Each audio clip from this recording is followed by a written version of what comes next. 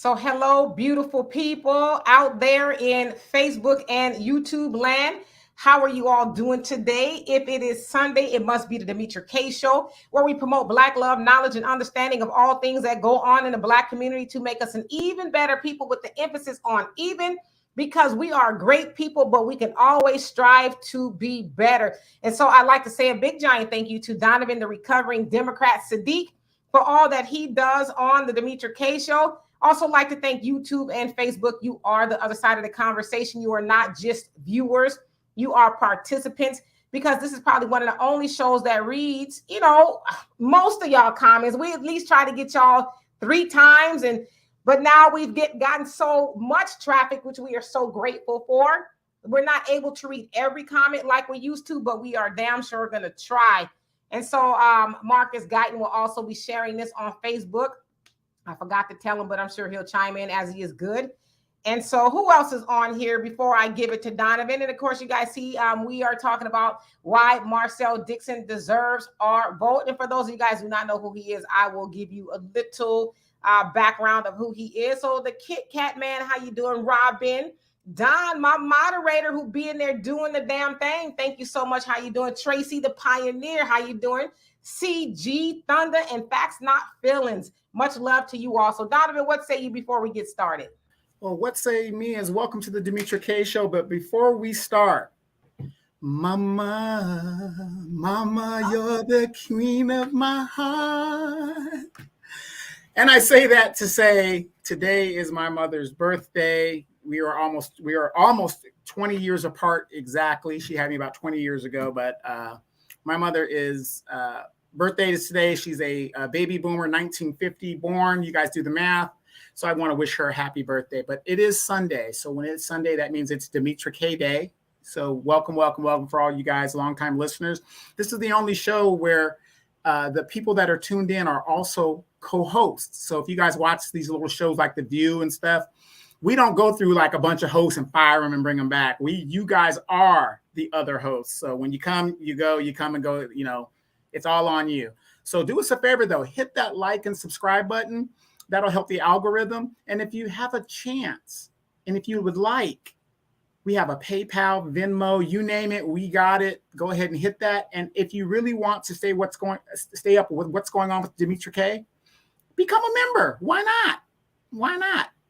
So yeah, Demetra, go ahead and take that. But before you do it, Mama, you're the queen of my heart. And then my other song I sing to my mom is, I'll always love my mama. She's my favorite girl. Intruders, Yes. 1970s. Yes, indeed. And happy birthday to Mrs. Malloy, not Mrs. Saadiq, but Mrs. Malloy. I hope she's out there spending all your money. Yes, indeed. So who else came on here? We got David. How you doing? Monet. And thank you, Pioneer. I saw your comment. Thank you so much. Anita and Damon. That's Mr. Pirate Brain. Tatum, how you doing? And Manolo, what is going on with you? So, okay, let's go ahead and get started. As you guys know, there's a lot of primaries going on because we are approaching midterm election season, which is in November. And so a lot of these races, you have a lot of candidates, right? A lot of people want to get whatever seat that they're running for. And so in this particular case, Greg Marcel Dixon, he is trying to unseat that of Jim Clyburn of the 6th District in South Carolina, where Jim Clyburn, however you want to say, has been in that seat for nearly 30 years. And, a lot of people's like, it's time for a change because Jim Clyburn has not really done anything at all for Black people specifically. But I want to show y'all a video of Mr. Dixon, where he kind of got a lot of people's attention. And from what I understand, I could be wrong because I'm still learning a lot about him. This video took place last year in the summer. So check it out.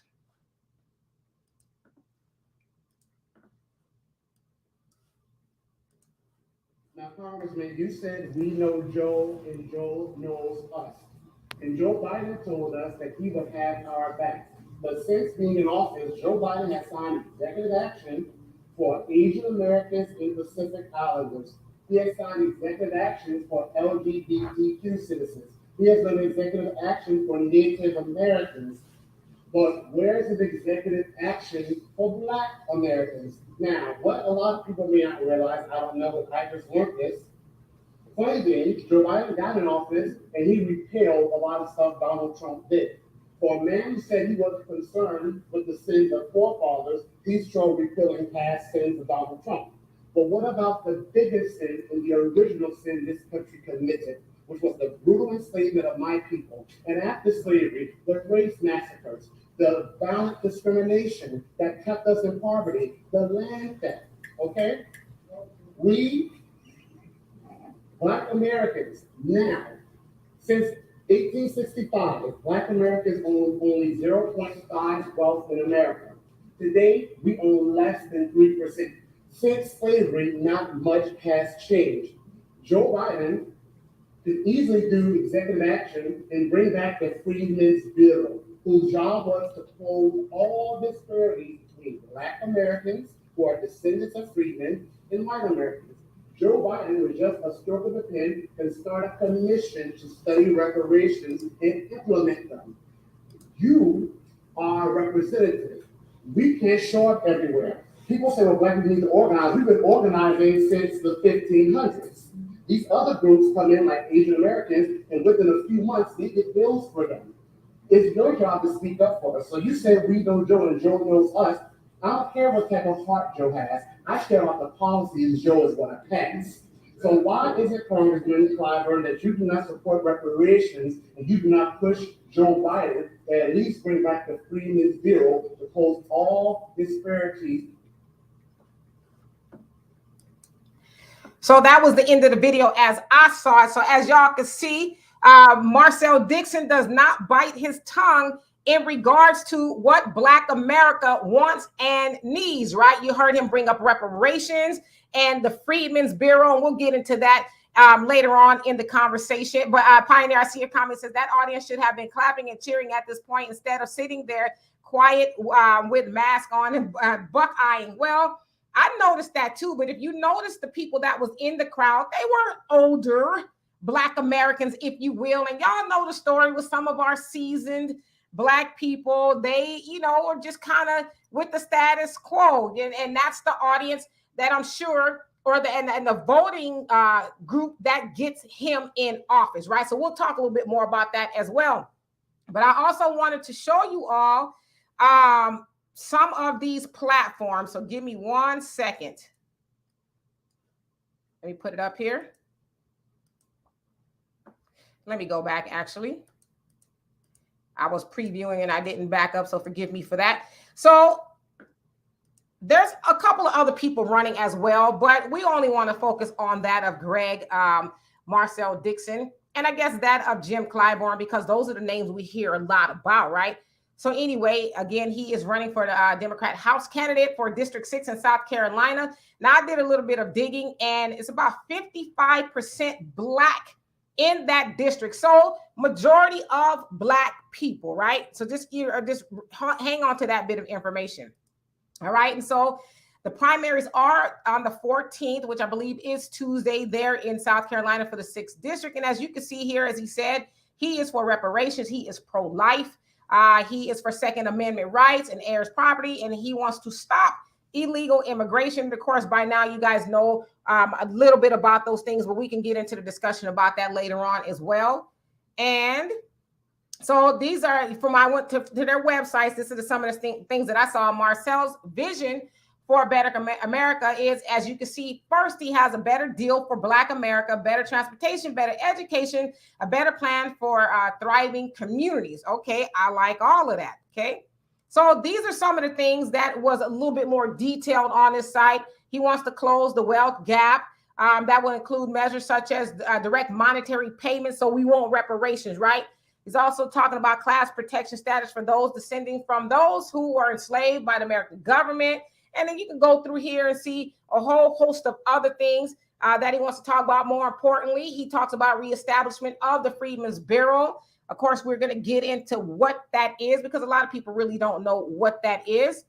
All right, so moving right along, then we have Jim Clyburn, who is the Democrat incumbent of District 6, going on 30 years. So yes, he has been in that seat since 1993.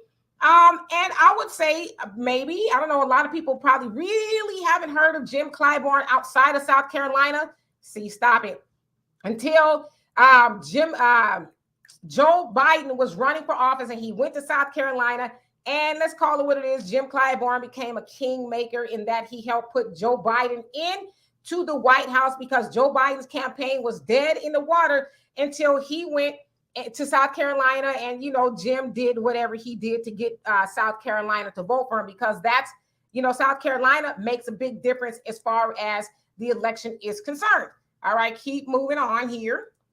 So on his website, he says, making America's greatness accessible and affordable for all. All right. And so these are some of the things that was on his site. He has this thing called 1030 funding formula. And it's basically, it says at least 10% of appropriated funds to communities where 20% or more of their populations have lived below the poverty line for at least 30 years. Now, it's going to take me a little bit of time to kind of dissect what that actually is, but I'm assuming he means that some money is going to go to poor communities. And then he also talks about rural energy savings program. And then he also wants to, I think, it's something that I read, bring broadband to communities. So that's the internet, basically. And then the Gullah Geechee, he wants to bring tourism to that area, which I don't really know about that as much, because if you guys know anything about the Gullah Geechee, that is Black people, and they are on land barely because it's being gentrified, which is why I kind of disagree with the tourism. It is on the coastal areas of South Carolina and that of Georgia. And so it's already been gentrified to death, and he wants to bring tourism, which we know tourism predominantly means more white people, right? And so with that, that's where I want to start this conversation. Now, I'm going to go ahead and say this. As I said, I'm learning a lot about Marcel Dixon. I've seen a lot about him on Twitter and, you know, different other social media spaces, but I've seen the man speak, and he is unapologetic about what he wants to do. Now, I should also say, I think he's about 36, 37 years old. And he's also a school teacher, award-winning school teacher there in South Carolina. And he has secured thousands of dollars in funding for different programs and things like that there for the educational system. And so he is very unapologetic about what Black people need, and he's unapologetic about putting Black people first. We have not seen that from Jim Clyburn, and we will not see that. In fact, Jim Clyburn is not really big on reparations, as we also know with the infrastructure bill. He says that I'm willing to forego that of qualified immunity just to get the bill passed, right? And so we know that qualified immunity is important to us in the Black community, because as of now, police officers go around murdering Black people wholesale without being held personally responsible for it. And so, yes, Joe Biden passed some form of the George Floyd Justice Policing Act, but it really does not benefit us, because those are that bill only speaks to federal officers. It does not speak to the local officers that you will, you know, maybe encounter on the street if you maybe run a light or your tail light is busted out. FBI, CIA, Border Patrol, they're probably not going to pull you over to give you a ticket. And so Jim Clyburn has been there, as I said, 30 years. And if you go on his website, he talks about the things that he's going to do and that he wants to do. But I'm like, dude, you've been there for 30 years and you just now talking about the things that you want to do and the things that you're going to do. Well, we know that he has secured a lot of money for Indians. He has secured a lot of money and policies for LGBTQ, for DACA, and a whole host of other people, right? And I went on his website. He's also talking about, we're talking about measures to do something about background checks for gun control. But it's like, you just now talking about really doing all these things. And you know why he's doing that? Because he has a serious challenger.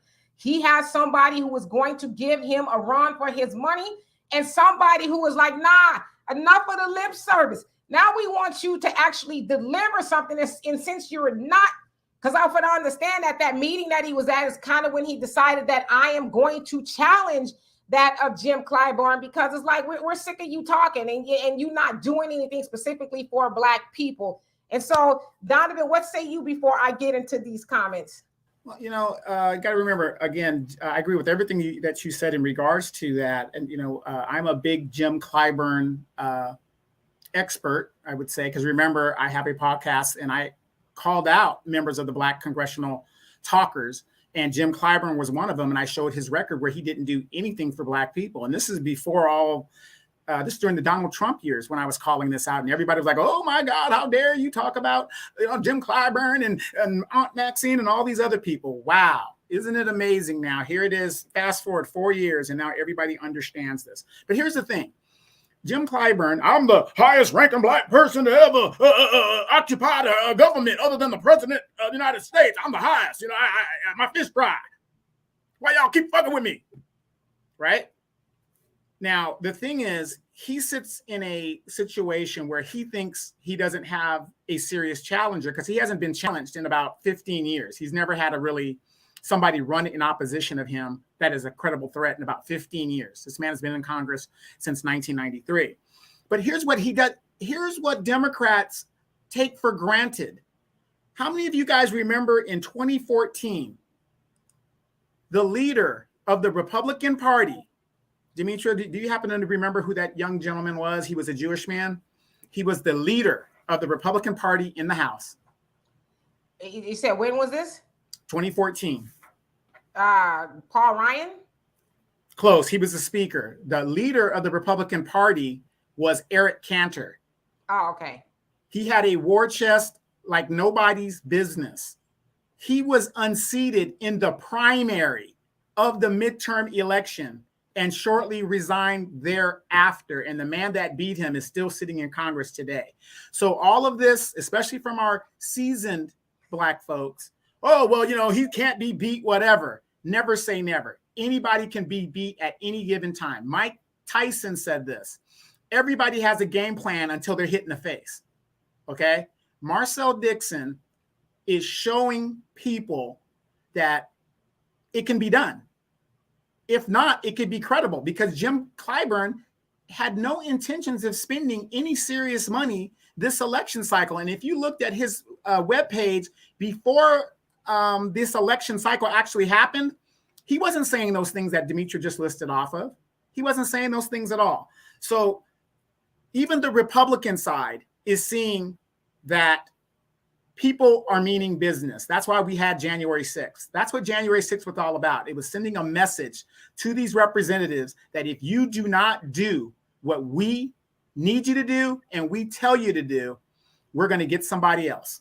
And that is exactly the wake up that the Democratic Party is having, because people like Marcel Dixon was considered a joke. Oh, he hasn't got any money. You don't need any money, even though they're trying to change the voting rights things and all that other stuff. Right now, it's still one man, woman vote. They're trying to restrict that. But as long as we have that, we can make a difference in Congress. What do you guys got to say?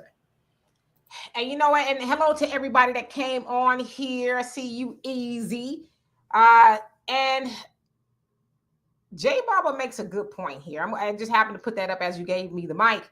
Says you won't see the Bully Bird interview Marcel Dixon. So that's Roland Martin, for anybody who doesn't know that he has a plethora of names that people have given him. And you know what is funny? I was thinking about that. I was like, he hasn't been on Roland, or has he been on the Breakfast Club? Because I know Charlemagne the God is from South Carolina. So has he been? I don't know. Has he been on there? I would think that he would have been, right? And a lot of these other shows. And so that also goes to tell us that the fix, if you will, is in that there's a lot of people who get paid, I'm going to say allegedly, a lot of money to keep James Clyburn in office, right? They're not going to talk about Marcel Dixon because he is not status quo. They want to keep status quo in office. And that's what Joe Biden said. He goes, well, I'm going to keep with status quo. Even before he got elected, he said that. And yet people, put him in there anyway, because if you really dissect what status quo is, it's like, well, is that something we really want to keep doing? So good point, Jay Bubba. And then Thundy says, why does Jim Clyburn sound like Uncle Remus from the movie Sound of the South? And, well, he's close to it. He's like 83 years old.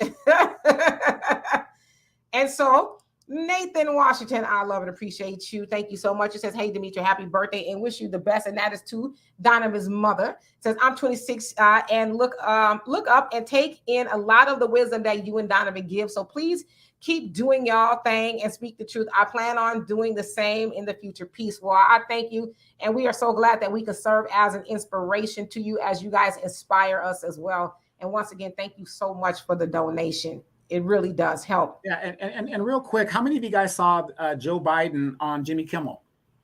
I think it was Friday when he was on Jimmy Kimmel. Joe Biden acts like he's still in Congress.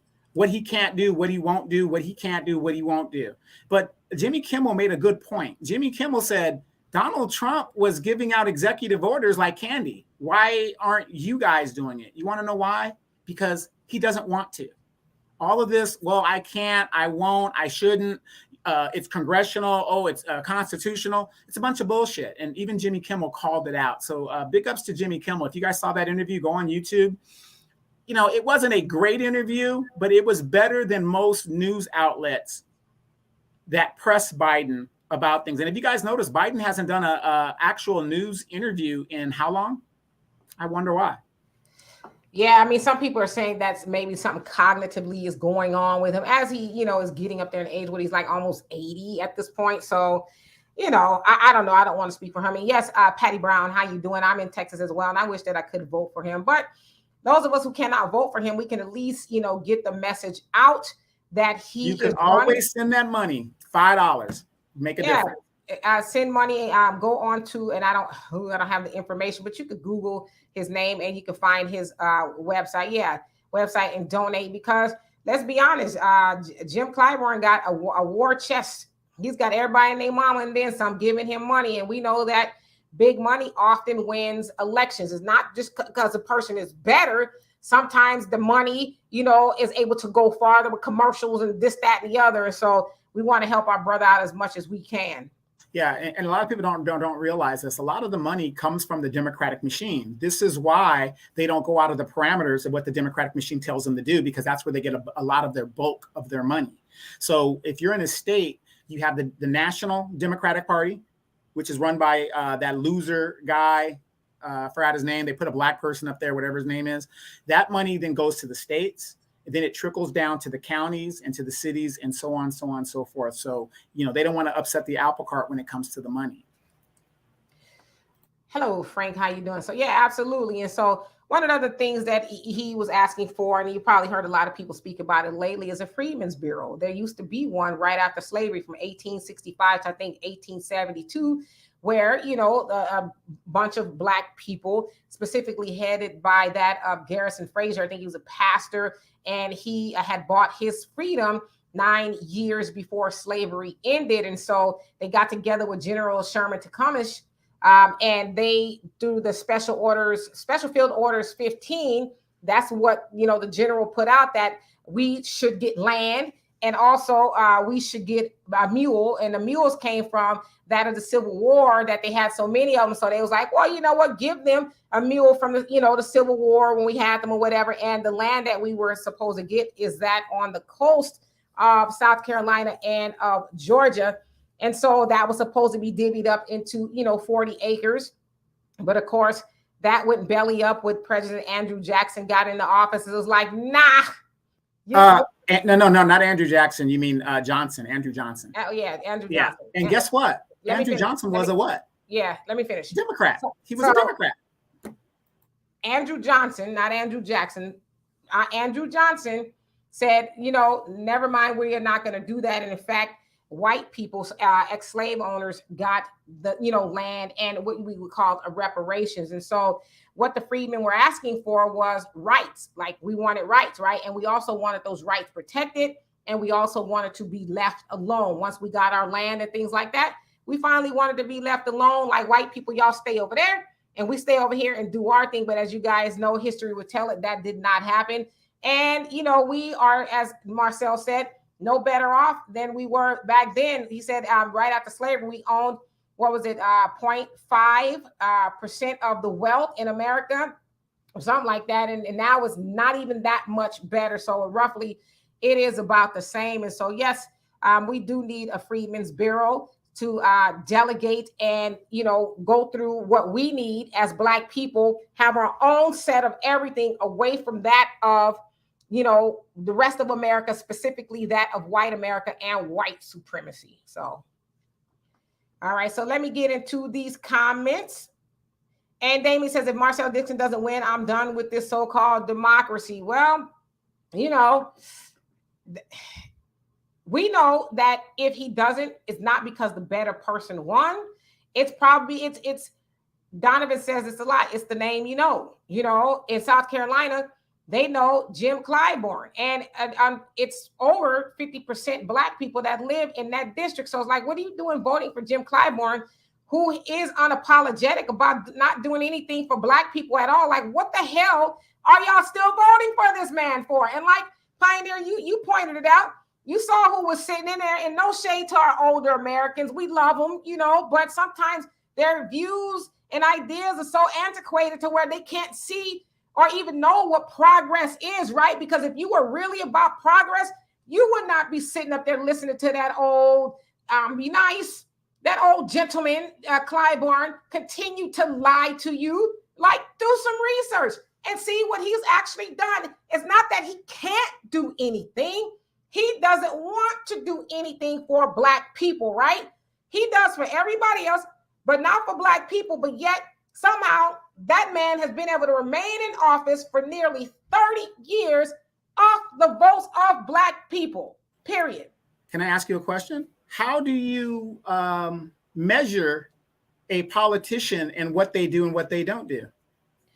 Well, I mean, come on, man. You can look at their legislation, and you can also, if you don't have the wherewithal to look at their legislation, walk outside of your door and look to the left and the right and see if you're in a good neighborhood, if the bacon is being brought home to your neighborhood, if you are in a better environment. My daughter sent me a video today where she says that the hotter neighborhoods are usually Black neighborhoods. And the guy was a white guy. He broke it down to a science. He says that due to redlining, the Black neighborhoods are usually the hottest in the summer because there are no trees to keep the neighborhoods cool. And I guess the trees omit water and stuff to help keeping the atmosphere cool. And so with the redlining going on, they took the money and the funds and all that kind of stuff, and they made the white neighborhoods better with trees and the parks and stuff. And so if you go into most of our neighborhoods, we don't have big, giant oak trees and things like that. And so the guy was saying that was a form of racism. So, real quick, remember Magnolia Avenue down the street from RCC? Remember that was a completely shaded area full of trees. You could just drive down there. And then I guess the city municipality's excuse to cut down the trees in the Black neighborhood was the liability of the branches falling on people's cars and stuff, which is bullshit. Because if you ask most Black people, how do you get amends from the city? They can't even tell you. A lot of people don't know that. And most times, even if you do know, they're going to deny it. So they're going to be like, nope, sorry.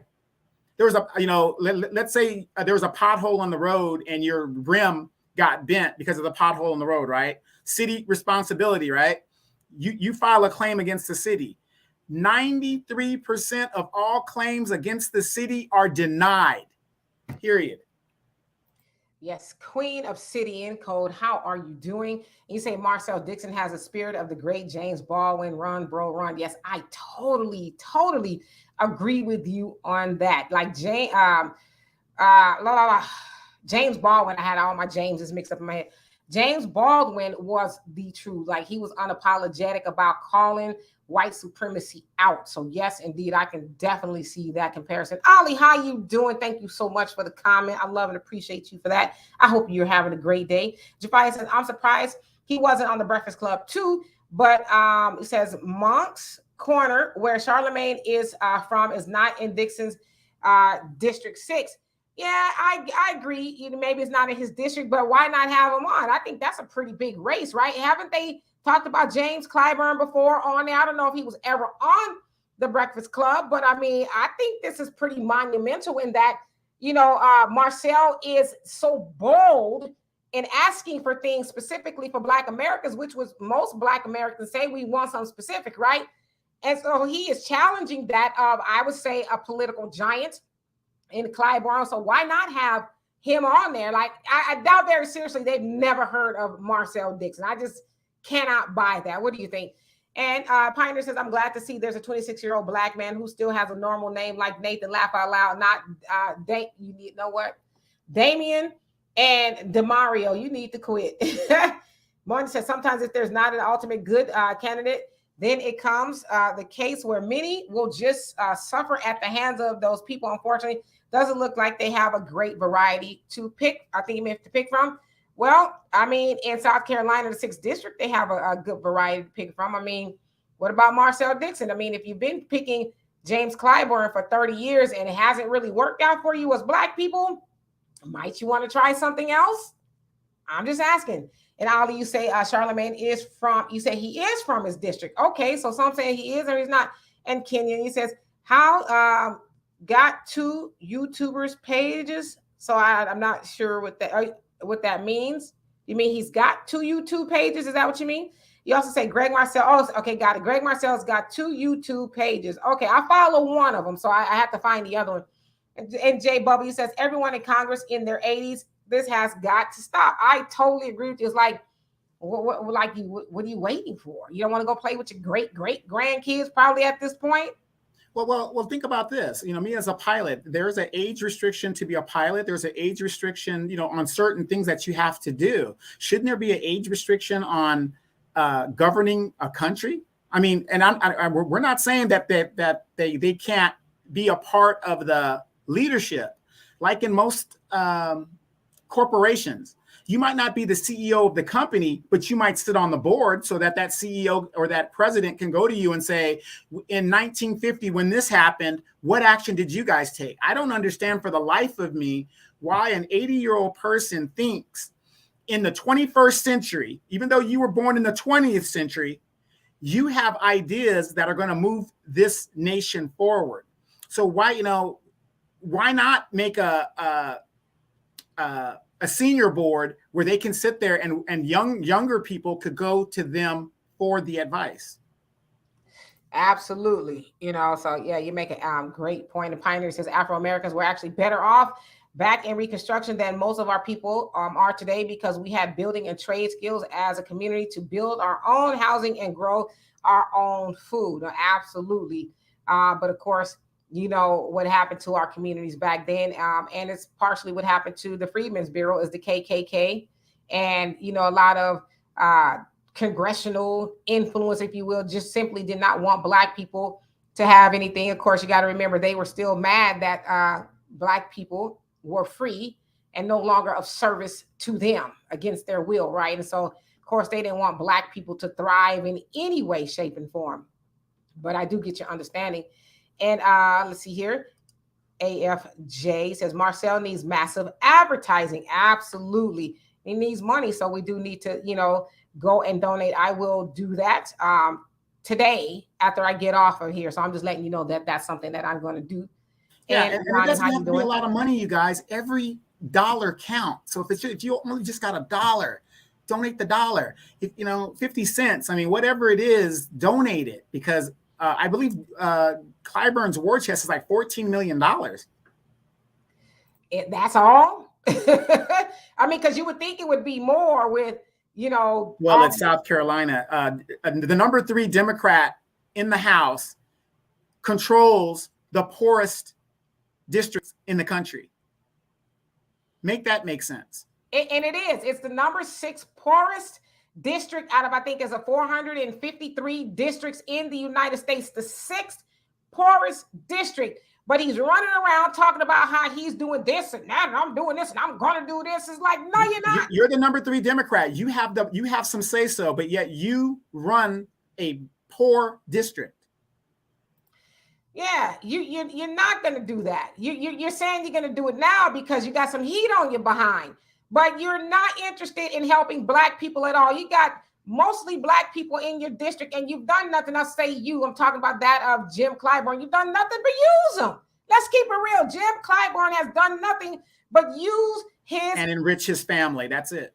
Yeah, he's used his black voters. But I always say this: as voters, you get what you vote for. You keep going into the booth and voting for oppression, you're going to get oppression. Jim Clyburn is not any different than these white Democrats or any other Democrats who go into office and say, well, I got the black vote regardless. I just put a little Old Bay seasoning or whatever it is on the fish at the fish fry and, talk a good game. And black people all they care about is the fish. They don't care about anything else I'm going to do for them. So that's partially our fault as voters that we continue to get people like him elected. And then they say, F you black people until I need you again. So Pioneer says there's a difference between elders and old nickels. Elders are intelligent people who made it to an advanced age and have wisdom and knowledge to pass on to the next generation. Absolutely. I totally agree with you on that. And I'm just going to get to some of these other comments that I have not seen. JJ Mars, how you doing? He says all current CBC members and all black mayors should be replaced. I totally agree with you. As you guys know, Congresswoman Karen Bass is having a hell of a time in Los Angeles as she's trying to run for mayor. But somebody is challenging her by the name of Rick Caruso. He says he's a Democrat, but he does operate more like a conservative. He's really a Republican, but he has to run as a Democrat because he's in a Democratic state, period. Right. And so Karen, was looking to get 50% of the vote, which is what she needed to go on as the Democratic, challenger, I guess, in November, but she didn't. She only got like 38%. And, she's mad as hell, but they are trying to blame black men for that, saying, oh, they didn't show up for her. Why on earth would they want to vote for that of Rick Caruso? He's like Trump. And it's like, well, you haven't given him nothing to vote for. I mean, you ain't no better than Trump. So just because you a black woman, that don't mean you should get the vote, right? And they're actually calling that the Ice Cube effect, in that they said he had a big influence, and Snoop Dogg went out there and endorsed Rick Caruso along with that of Clarence Avant, the music mogul, if you will. So yeah, she's got a rude awakening. And S. Lavardane, I hope I said that right. How you doing? He says, this is a good live. Thanks, Demetra. Well, thank you. And thank Donovan as well for being here and helping us do that. And Robbie says, Clyburn has helped pass a bill for the Catawba Indians to get tangibles, and they help $5 Indian tribe. They're known as a $5 Indian tribe. Got it. And they helped capture slaves during slavery. Clyburn ain't it. So yeah, I know about the Indians helping the forging alliance. Actually, the white people was like, listen, y'all come and forge alliance with us, because they were afraid that black people and the Indians were going to form an alliance. And so yeah, they brought in the Indians. And Eloria, how you doing? You say that was the first thing he did when he got to Congress. And I'm sorry, I talked my head off. I don't even know what that is. If you could put that in the comment section. Arson, how you doing? Say, hey guys, how are you too? What I was going to say, Donovan just addressed, I was skeptical for you as his stance against the Democratic machine. So now I understand that money's your best weapon. Absolutely. You got money in the war chest. Then well, wait a minute. Not so fast. Didn't the Democrats say the biggest problem in politics is money? And if they received power and were back in power, they were going to do something about Citizens United and codify it into law, or codify it out of law. Have they done that yet?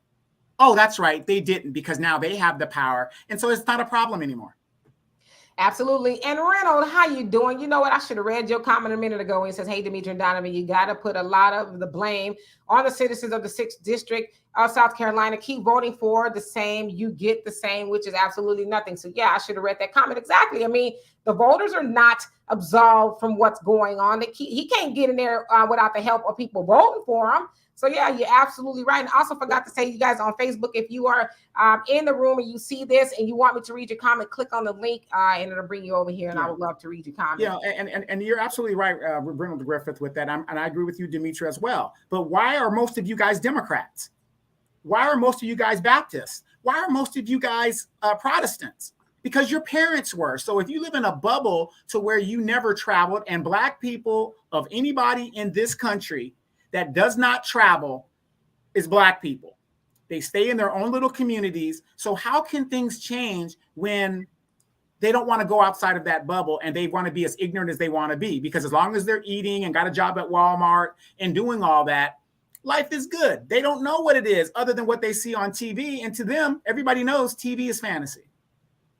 Yeah, but at this point, there's no reason to continue to stay ignorant. You know, you got so many people, especially during the 2020 election, when people was trying to wake people up and say, I don't know about Joe Biden. And, you know, you had people talking about, I'm going to vote blue no matter who. And, you know, he's better than Trump. And it's like, Joe Biden is who we said he is, right? And so people are clinging on to being ignorant when there's all that good information out there. So, I mean, ignorance a lot of times is willful. Let's just keep it real.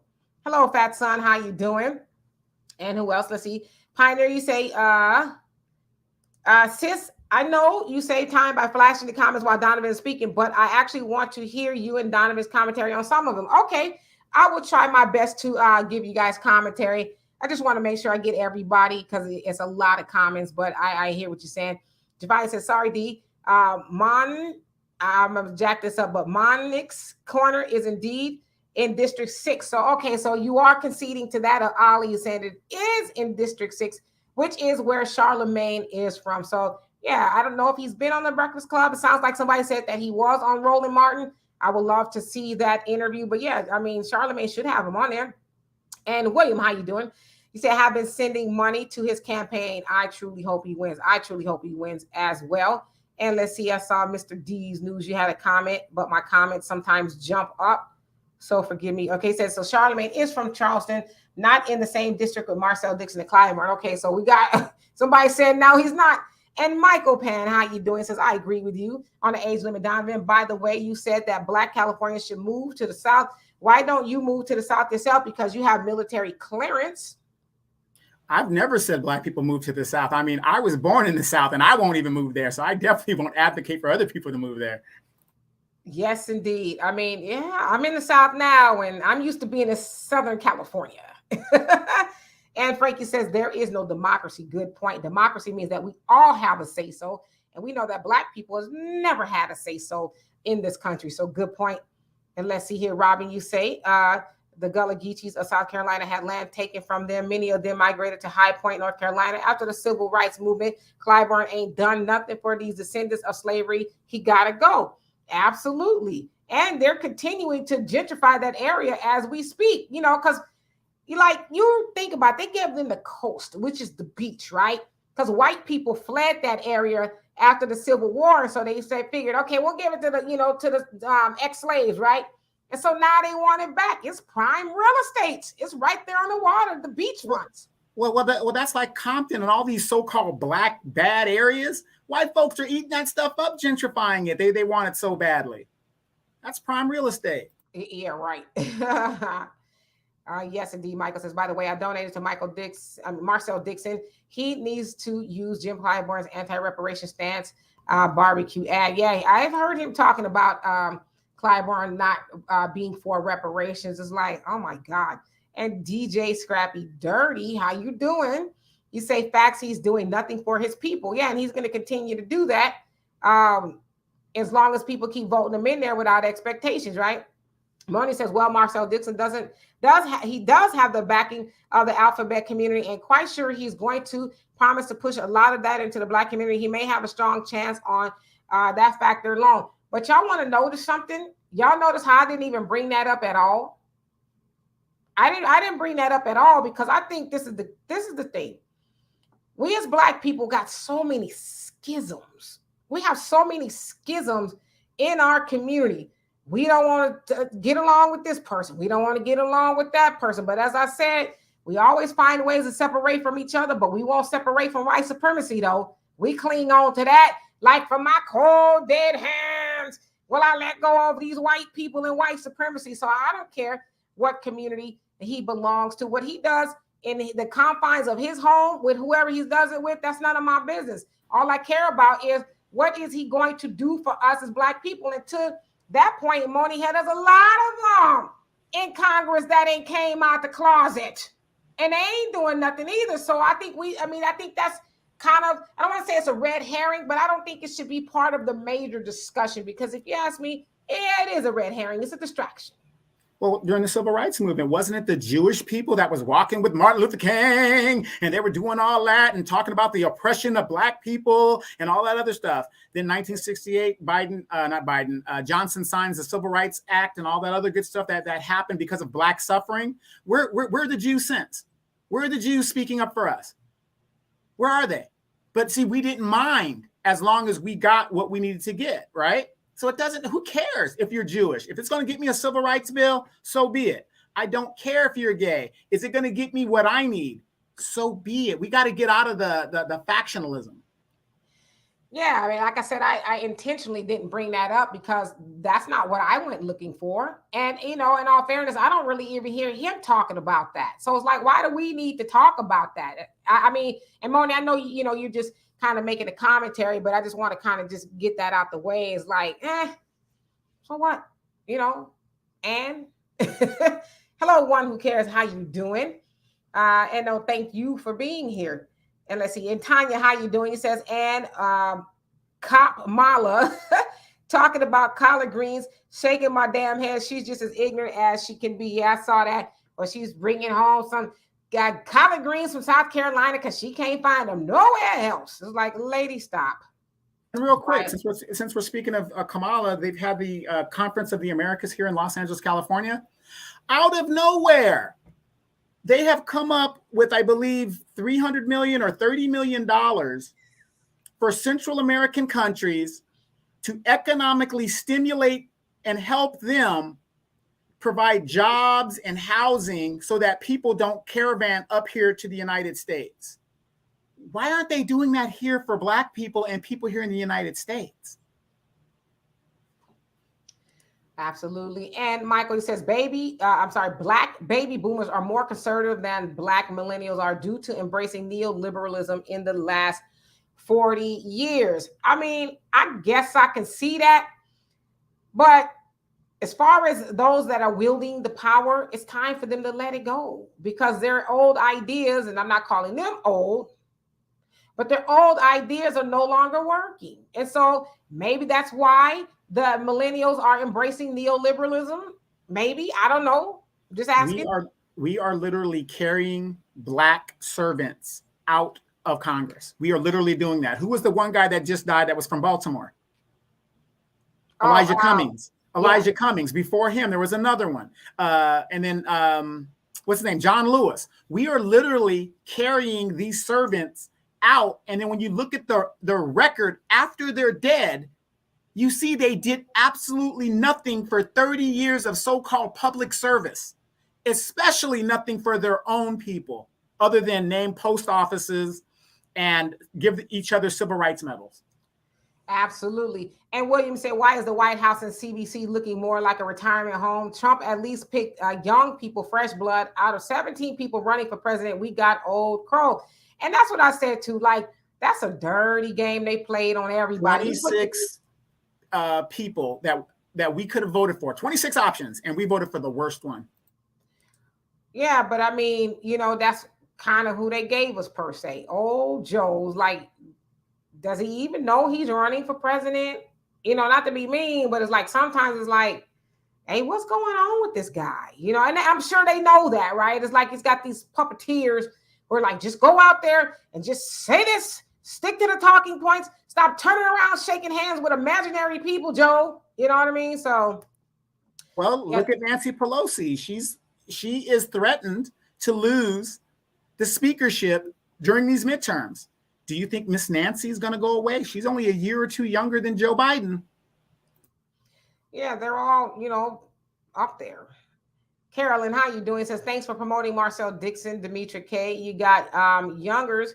That's just a sellout as the older people. They're always complaining about, stop pointing at one another. How is that helping us? I totally agree. And yes, it is my pleasure because, you know, I really believe that he is what we need as Black people. Now, I don't live in South Carolina, but if he goes to Congress, ultimately it's going to help everybody, right?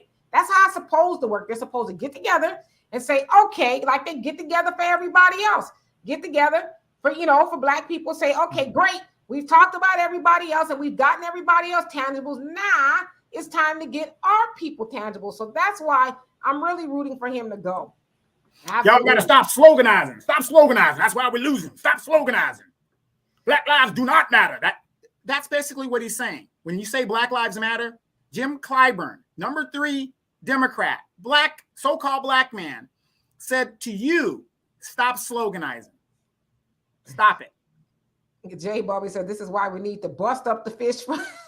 Bust up the fish fry, because the boule will settle for some damn fish. Exactly. He having an annual fish fry. What you wearing, Gloda? I don't know, Melvin, but we need to be there.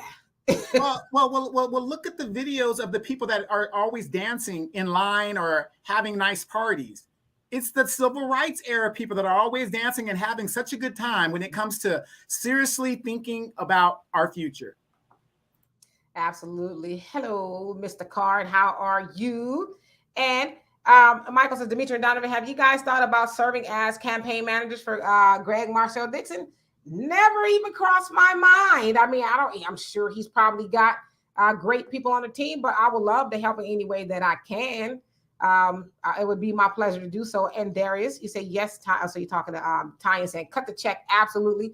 And you also say, Tanya, vote or die. Diddy shaking my damn head. Now they all quiet as a church house mouse. Yeah, they ain't got nothing to say because they see, especially us, black people, we're calling them out. Like, y'all sold us this bill of no goods, right? And now y'all don't have anything to say when y'all, and I have seen certain people like your Uncle Luke's and different people starting to say, okay, yes, they used me. I screwed up. Yeah. But now I want to, go ahead and speak against them because it's not right that Ukrainians. Because you didn't invite me to the White House, damn it. I didn't come to the cookout. Yeah, I mean, it's not right that Ukrainians are getting all of this money and, everybody else, but black people are nothing. So I will give it up to Uncle Luke, who is now using his platform to say, nah, this ain't right. Right. And then you got to think about this. Look at the mass exodus. There was an article earlier this week in regards to the mass exodus of black staffers. What's that about? Have they seen the writing on the wall? Was it enough to get a job? And then they realize, oh my God, this is terrible. This is just unbelievable. Have you read about the staffer exit? I have. I mean, but I don't even know why they went in there thinking Joe Biden was going to do anything specifically for them. But that's that. Dr. Claude Anderson talks about that exceptional Negroes. Well, I'm going in there and I'm getting a great job and I'm going to be this and that. So I don't care what he does or does not do for the rest of black people. But when you get in there and he talking about, Hattie Mae, go get my biscuits. And like, but my name is Janice. I don't care, Hattie Mae. Then it's like, oh, okay, he don't love me either, right? So I'm not surprised. Just don't try to come back like Omarosa. My people, how y'all doing, my people? Like, who are your people? And listen, Pioneer, go on and get you some fish somewhere, make it whatever you got to do. As for me, I'm eating fruits and vegetables right now. So I'd love to have some fish.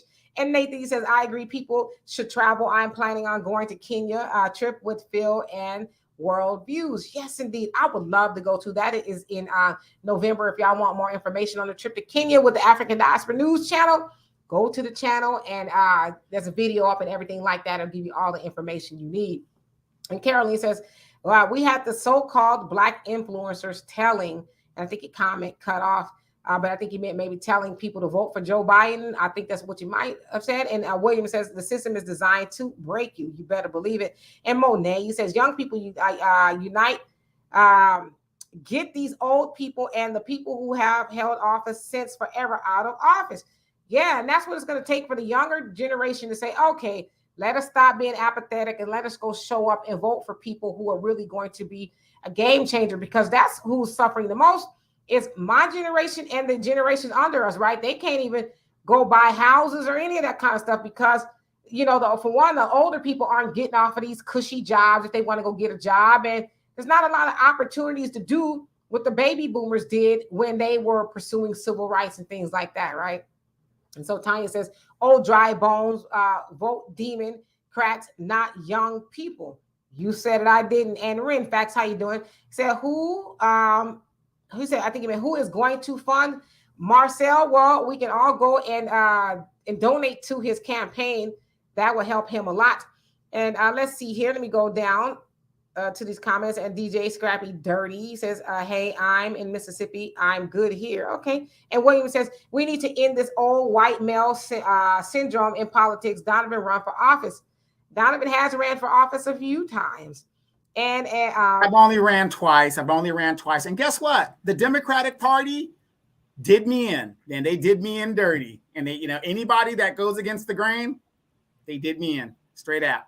Yes, and Erickson, you say it never rains in Southern California. That's mostly true. It rains sometimes, and then when it rains, we're like, "Oh my God, what is?" Houses start slipping off the mountain so that the rich folks can't see, down into the valley. It's crazy. And then the crazy thing about that, what insurance company is going to insure a house that's on the side of a mountain in California? Well, they have insurance. It's called flood insurance. And so they do have specialty insurance for that. It's super expensive.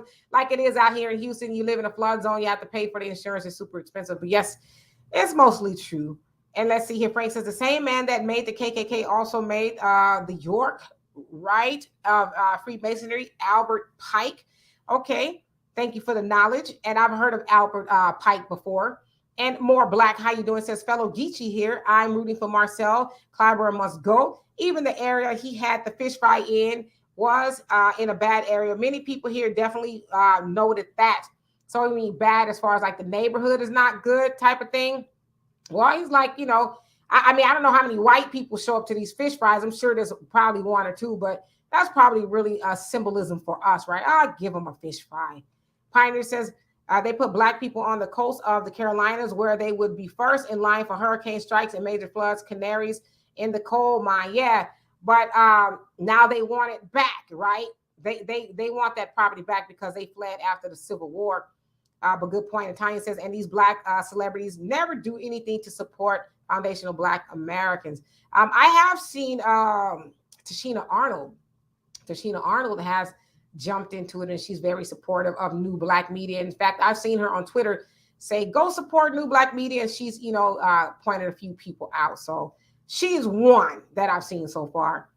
And one who cares says exactly, they do absolutely nothing for foundational Black Americans. And CG says that is not part of his agenda. And I don't know what that is. So I'm sorry. Pioneer says Marcel Dixon. He said he is gay, but he rarely mentions it. And I haven't heard him push any type of LGBT agenda. Absolutely. In fact, he says, regardless of what we are in that manner, we Black first, right? It needs to be Black first. So he has said that. So I don't know. I just think we need to really just focus on things that really matter to us. And Tanya says, laugh out loud, cold, dead hands, Demetri, you're funny. Well, that's how we are, right? Letting go of the Democrat Party, you crazy. And Michael, you say Donovan, the South is better for Black people because there is more of them there than there are in Black people in California. Well, I'm not saying that, but like I said, I'm a California, Louisiana born and California raised, and I'm going to tell you where I'm from. I just don't see it. Like I love to visit the South, but the mentality there, I can't deal with it. Even Demetria, we were talking, and she was saying even in Houston, when you're from a little bit more of an aggressive state, let's say like New York and Los Angeles, California, where people they're out to get it, the South is a little bit slower. So if you're not used to that slow pace, it kind of affects you, because I'm just not used to saying, okay, I made $50 today. That's it. I'm going to close the shop up and go about my business. No. I want to make as much money as I can in the day that I'm there. So the South is great. The food is great. The people are great. I just can't live there. Hello, Earl and Fred and anybody else who came on here. How you doing? And let's see here. So you're talking about, Frank, talking about Karen Bass is not for us. No, absolutely. And, she's just being called to the carpet as she should be. I mean, you've been riding and resting on pretty your whole time in Congress, and now you want Black people, especially Black men, to show up for you. Well, you haven't showed up for them, so why should they show up for you? But the thing is, how many of you guys know Karen Bass was married to her late husband was Hispanic? Karen Bass has been touting the Hispanic agenda the whole time she's been in Congress. Her daughter is Hispanic.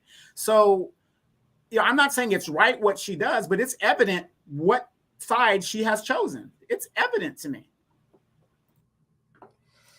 Yeah, absolutely. And Thunder says, I still find it hard to believe that Jim Clyburn doesn't want or believe in reparation payments, especially after being an eyewitness to those atrocities. Well, he's one of those Negroes that have gotten his piece of the pie. So it's like, screw the rest of y'all. Shoot, I'm eating good, and that's all I care about.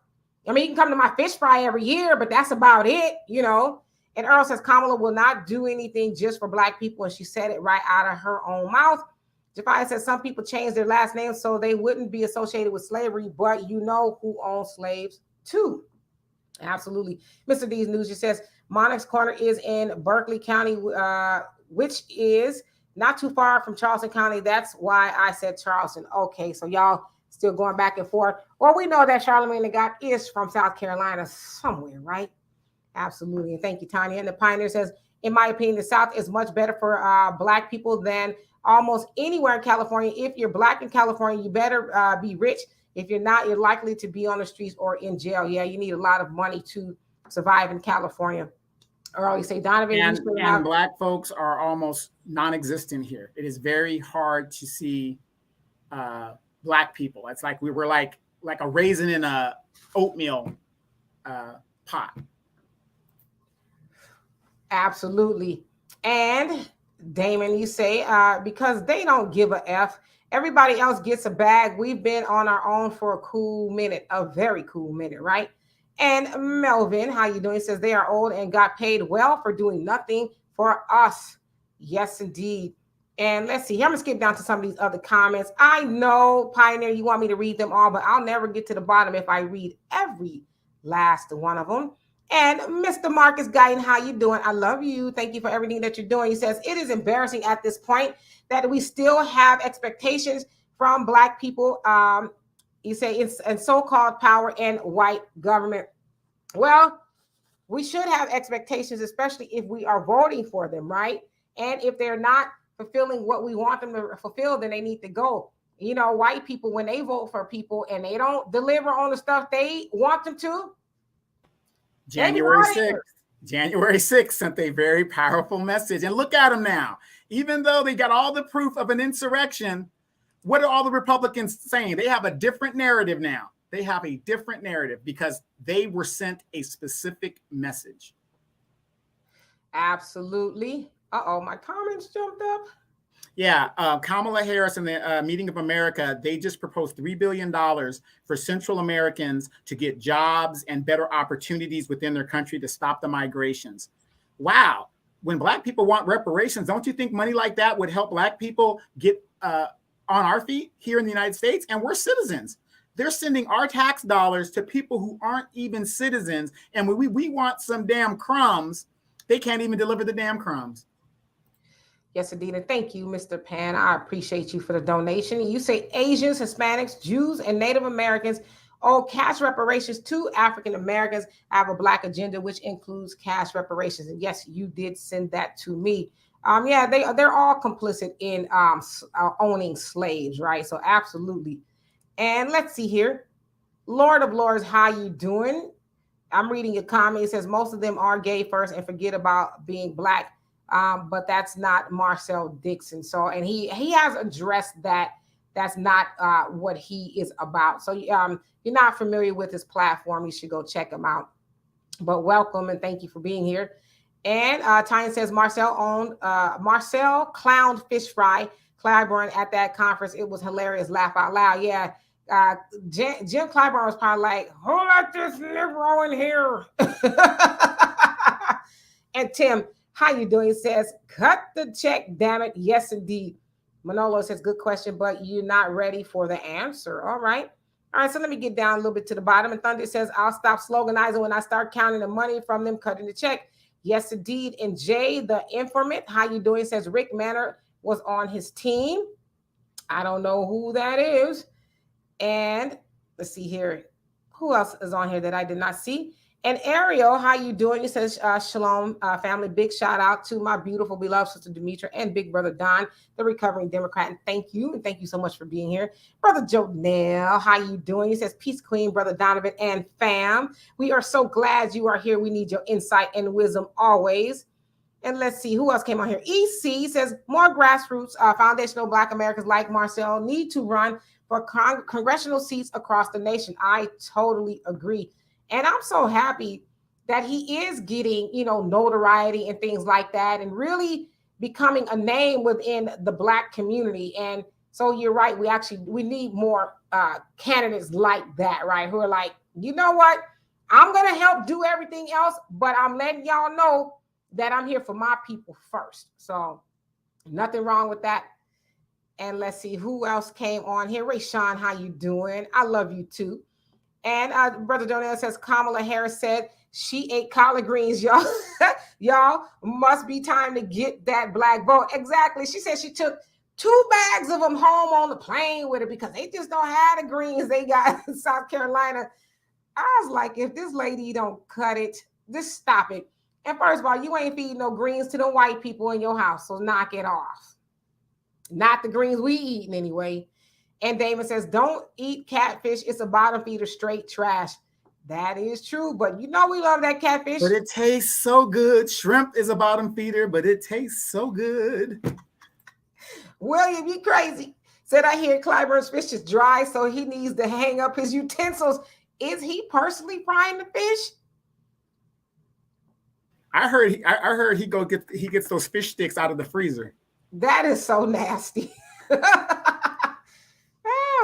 And let's see here. J Bubby says, yep, they seem to always find the money for everyone else, but we get fish. Funky fish on top of that. Thomas, how you doing? Says open borders and shutting down oil production has always been a loser. Yeah, look how it's panning out for us now, right? How y'all liking that high-ass gas? Donovan, I think y'all seeing in some places $10 for gas. How you like it? And Moni says, Demetra, I agree you can pick different things and different people, but I would love to see some other candidates other than Marcel. No disrespect. I'm not feeling him. Never Clyburn, either try independent. Well, who are you feeling? As far as I know, you don't live in South Carolina, right? So who would you be feeling other than those two? Just asking. And Michael says, Donovan, you should join the Green Party because it supports cash reparations for African descendants of slavery, etc. Well, actually, last election cycle, I voted the Green Party cycle, and Demetra and I both interviewed the vice presidential candidate of the Green Party ticket. Yes, we did. Very nice lady. And Pioneer says, yeah, that was a trip. The first time I went to California and saw houses built on the side of mountains with sticks holding them up. That's insane. Yeah. And then, Mother Nature is making a believer out of them too. And they're like, oh my God, I just don't believe it. It's like you got a whole house on 2 sticks. Why can't you believe it? and then those folks that have houses by the beach as the water is rising, they're losing their property right there on the beach, and they want you to feel sorry for them. $2-3 million homes, and we're supposed to feel sorry for them.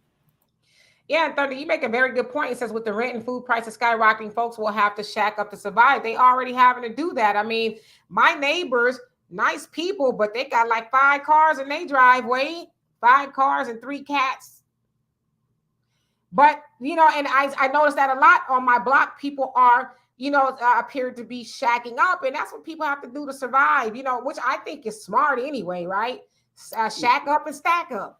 Right. If you're a single lady out there and you're fine, I have a few spots here at my spot. You are welcome to come on. Well, what does she got to do for that, Donovan? We'll talk about that when you get here. Exactly. Yes, please, you guys, if you haven't already, please like and subscribe. And we have ways of donating to the channel if you would like to do that and become a member. That's also great as well.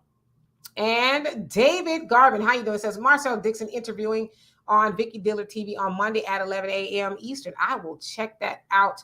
I love them both. I'm going to put that up here. So just in case anybody wants to check it out. And Brother Donnell says there will be no change with the same vision and the same practice, only the same slave cycling to the demise of the people and benefit of those regulating the practice. Yes, indeed. Hello, beautiful sunlight. How are you doing today? All right. And Sean, how you doing? Says if our people don't come out to vote for that young brother in South Carolina, they are finished. Yep. Going to continue getting more of the same. So it's like, don't cry now and later. And Robert says many of these schools in Clyburn's district are run down with leaking roofs. There's a lot of documentaries on YouTube that covers Clyburn district, but he out there handing out fish. That is just, but people voting for it. I mean, I don't know. Maybe y'all say the fish is dry, but maybe you sprinkle some crack or something on the fish. I don't know. And Jafai says, didn't Sheila Jackson Lee give out a nice little tube of baby formula? Yeah. He says Erica Alexander is very supportive of Black America and our issues. Yes, I have seen her. And of course, you guys know she was Max from Erica, yeah. Isn't she married to a white guy? Not that that matters. I'm just saying, isn't she married to a white guy? Why did you bring it up? Well, no. What I'm saying is, though, just because they are married to the other kind doesn't necessarily mean that their support is any less. That's why I was bringing that up. Okay. It don't matter, but I'm gonna bring it up anyway. Yeah, I mean, AB Promotions, how you doing? I'm just giving you a hard time, Donovan. AB Promotions is all I will say is stop complaining and donate. I sent Marcel money and plan to send more. Support what you are in agreement with. I totally agree. Put your money where your mouth is. Yeah, but AB Promotions, if I do that, I can't get my $5 bag of weed. What? That's going to cut into my weed bag. That's going to cut into my alcohol. That's going to cut into my whatever. But yet I'm going to sit here and still complain about how my neighborhood's messed up, how I have bad representation, how I don't have this and I don't have that. That's our mentality within our community. It's so sad. And Jan Michael, how you doing? He says, yes, exactly on that subject. I personally accept my part in it. Didn't want to hear it when Uncle Phil, I think that's what you meant, spoke on it, but guilty as charged. And I don't know what that is at this point because we are so behind in the comments, but I'll take your word for it. And let's see here, Royal Nubian, how you doing? He says, we Black firstly, exactly, absolutely. Everything else comes after Black. And that's just a fact, right? Who else came on here? And Fred Dodd, how are you doing? Jay, I said hello to you, but I'll say hello to you again. And who else? Saji, I hope I said that right. It says, Dallas, Texas live is here. Well, hello, welcome. Pioneer says, another thing about the South that took me a minute to get used to was how much many of the people like to joke and jive on the jobs. It's far more relaxed than places like Chicago or Detroit. Yeah, I would say in the South, I've learned that people are a little bit more laid back, right? Like a little bit more easygoing, especially coming from somewhere like Southern California where you hustling all the time, right? I mean, you just have to.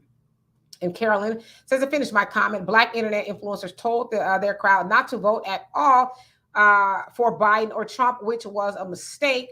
Could call names, but you all should know who they are. Continued. Okay, so you're going to continue to comment. And Angela, how you doing? Says Nancy Pelosi, Clyburn, Bass, and other oldies need to go spend time with grandkids. Let younger people have an opportunity to serve. I agree with the mentality of the South.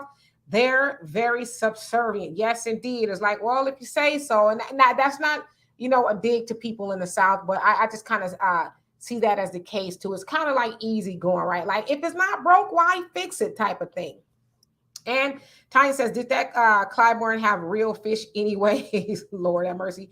Mr. D's News, you says Clyburn's voice. Why are you trying to run away from the Democratic Party, Plantation Toby? Is that what he said?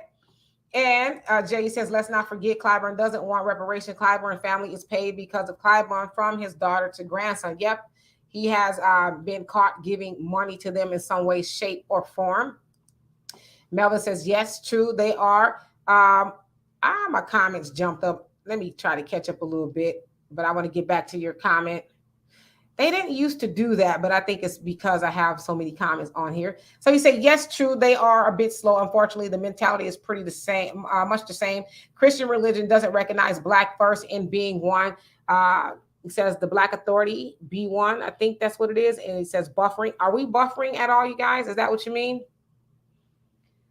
All right, let me catch up a little bit. So far, so good. Okay, cool. So I'm just going to go to some of these other comments. And Thunder says Jim Clyburn saw firsthand what happened on the plantation back then, and he still doesn't want cash payments for all his work back then. Shaking my head. Yeah. So what did you say? That Clyburn was actually there? Yeah, he was there. I could tell you firsthand what happened on the plantation.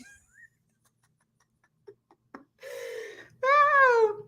All right, Thomas says, you stopped the caravans by closing the border. Yes, absolutely. And we know that Marcel Dixon is for closing the borders, not allowing illegal immigration to continue. And I think most, especially Black people, should be for that because that hurts us the most, right?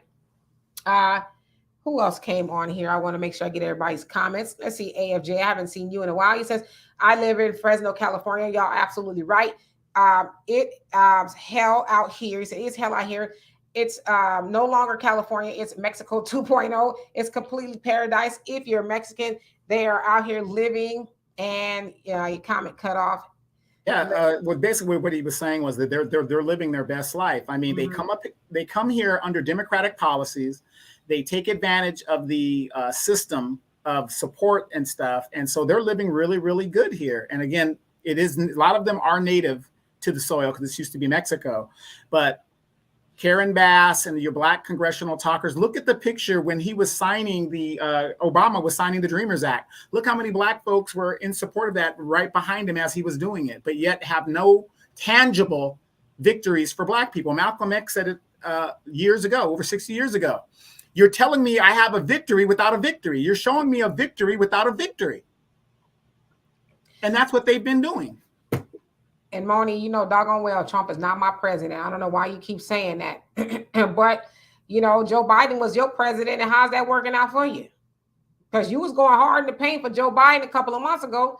So how's that working out for you? I've never once said that Trump was my president. Now, I did say that I would vote for Trump as a protest vote if y'all want to continue putting up people like Joe Biden for us as Black people. Yeah, I'll vote for Trump, really just out of spite. And I said that back then and I'll say it again, but he is not my president. And I did not vote for him last time, nor did I vote for that of Joe Biden. And let's see here. And Michael says, Donovan, I'm sure that you have went back home to get away from California. I rarely go home other than my grandfather and my mother that's there. My mother hopefully will be moving back here to California. There's really no reason for me to go back there other than, sorry to say this, funerals. That's about it. Marcus, you say, is it possible to elect Black leadership they can be effective in the white government that changes the rules and the laws to fit their every need? Do you believe it's possible? I mean, I believe it's possible, especially with the Democratic Party, who gets in there off the backs and the votes of Black people. Yeah, we just need to start putting in people who are going to go to Congress or wherever and do what they say that they're going to do for us. But we got to at least try, right? Well, and let me add to that. Like I've said on this show several times, we have Black people in influential positions all over this country. We have Black mayors. We have Black police chiefs. Has the culture in the police department changed? No. Matter of fact, you've got some Black police chiefs that toe the blue line. They don't even think that they're Black anymore. So we have people in these positions. It's just that these people have bought into the system of the exceptional Negro. And Snapshot Review, how you doing? You say, once elected into the Democratic Party, how will he avoid being co-opted and just another cog in the Democratic machine? Well, you vote him out in 2 years. But how do we know he's not? I mean, the thing is, we got to give him a chance. You've been giving Jim Clyburn, not you, I'm just saying in general, Jim Clyburn a chance for 30 years, and he's proven that he ain't doing nothing specific. So it's like, what do you have to lose, right? And that came from Trump. What do you have to lose? Maxine Waters, Sheila Lee, Karen Bass. I mean, we could go on and name all of these Black representatives that have been in there for 30 plus years and have nothing, zero, to show what they've done specifically for Black people. It's always, and here's another thing, when they start saying brown and Black, cut all that bullshit out. It's either Black or it's nothing. Yes, indeed. And Sunlight, you say the people control the gas. If we just realize that everyone stay home for a week, gas will go down. No one wants to do it. Yeah.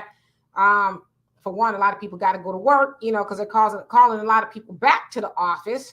And yeah, I mean, summertime is coming, but I don't really know how much traveling people are going to do with the gas so high. I mean, Jesus, $10 a gallon. That's a lot of money. So, but you're absolutely right. If people would just sit out a week and say, well, we'll just stay home, then they will get the message, but we're so conditioned, we won't do that. And, Michael, you say, Donovan, are you familiar with Philip Scott, African Diaspora News Network? Scott wants all Black Californians to move to Texas, Georgia, etc. Oh yeah, absolutely. Me and Brother Phil, we get down like that. Like I said, he's Brother Phil actually still owes me money on Demetra's contract, so Yeah, I'm right. calling him out right here. You know, she is under contract with me. Absolutely. But yeah, his point is because that's where most black people are anyway, is in the South. There's more black people in the South than anywhere else. And so the point is we should all get together so we could do more, right? But in California, with being 6% black people, what are black people really gonna do other than sit on the sidelines and just watch, you know? Right. But then again, you know, if you're an exceptional Negro and you're a black person that has money or means to stay in California, why wouldn't I want to stay here? It's beautiful. Yeah, well, I mean, you know, nobody's telling you have to come to the South, but the way things are going, eventually you'll have to. That's it's just kind of always. I mean, we started in the South and we coming back to the South. Y'all are coming back to the South because remember, Right. I wasn't raised here, so I was raised somewhere else. I was raised in California too. Yeah. So no. But my thing is this, you know, strategically, you got to look at it a certain way. Again, you can't put somebody in an environment that they were never raised in. Like I said, how many of you guys lived in Alaska? I lived there for 4 years through the military. Why don't I just stay up there? Why? It's cold. There's all kinds of different things why, you know, I won't stay up there. It's a great place to visit, but I wouldn't want to stay there. So it's the same thing in the South. I've been to the South enough to know, because I have family and ties there, but I have enough to know that it is not for me. Absolutely. Pioneer says a lot of people are shacking up just to pay the bills, but it's leading to more domestic violence for people who can't get along with each other, being forced to live together. Yeah, and that's the unfortunate part of it. You know, people, yeah, I mean, for trying to find somewhere else to live, I don't know. I know that's not always easy. Say, well, I'm going to go find somewhere else to live if you don't have the means to do that. And so domestic violence is an unfortunate part of that. Jay Bubbly says Clyburn is going to serve pan trout next time. Y'all crazy. Thunder says, quick question, family. Does anyone know what grits actually are? I'm waiting for DK and Don to answer. DK, you're down south now. You know this one. Isn't it corn? Isn't it ground up corn? From what I understand, right? And wait, what was the question? Grits? Are you talking about grits? Yeah. Oh, no. Yeah, it's ground up corn. Hominy. Yeah, hominy grits. Yeah. That's ground up corn. All right, so let's see here. Beverly, how you doing? And I eat my grits with sugar, and sometimes I'll put cream in it. I mean, if I eat them, which I don't, I'm going to put some salt on mine and some butter and pepper. Beverly says, hi, Demetri. Hi, Donovan. Donovan, my mom was from Shreveport, Louisiana. What city were you born in? That is not Louisiana. Shreveport, Louisiana is not Louisiana. That's the north part. You might as well say Texarkana. They don't know how to make gumbo or anything down there. No, I'm joking. That is part of Louisiana. It's just the northern part. My mother is from a town near Baton Rouge. It's about 30 minutes from Baton Rouge. It's called New Roads, but I call it Old Roads. Got you, Moni. You said, so you may not live in South Carolina, but you got family that lives all over. Got you. All right. And Kid Grebo One, how are you doing? And let's see here. I'm just going to skip to the bottom and then I'll catch up with you guys' comments. So and let's do it to make this easier this way. If you have a question that you really want us to address, I like what Thunder did. Put question in front of your comment and then we'll address it. And I'll address the other ones too. But that way I know those are the ones that you really want us to address. I think that'll make it a little bit easier. What do you guys think? And okay, real quick question. How many of you guys are aware that a food shortage is coming down the pipe, and how many of you guys are prepared? Coming? It's already here. It's already here. I don't know if y'all, you know, I mean, the stores I've gone to, I've seen stuff, but I've also seen where there's things that are just not there, right? And I've even read where truck drivers are parking their trucks. They're like, we can't afford this gas. So when the trucking industry shut down, it's a wrap. So, you know, it's more of that to come.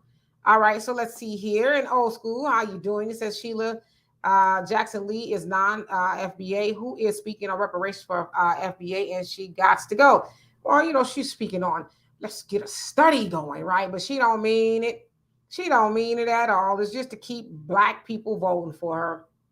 And so let's see who else came on here that I did not see. My comment skipped up. Let's see. Gilvetta, how you doing? Janelle, how you doing? Let's see who else is on here. Okay, so let's see here. And Pioneer says, if y'all thought really wanted to build that wall down there, y'all dreaming. Rich white Republicans and business owners are the very ones bringing in the illegals to break up unions and work cheap. No, exactly. If you come here to Southern California, and I said that in one of the comments, if you come here to Southern California, they don't want to shut the border down because there is really no penalty for hiring illegal workers. There's really no penalty. What? They're going to charge you $1,000 or whatever the 50. Let's say they charge you $50,000. That's nothing to these major corporations. And then by the time they get to the bust or the arrest, how long have those workers been working there for cheaper than what an American worker would be paid?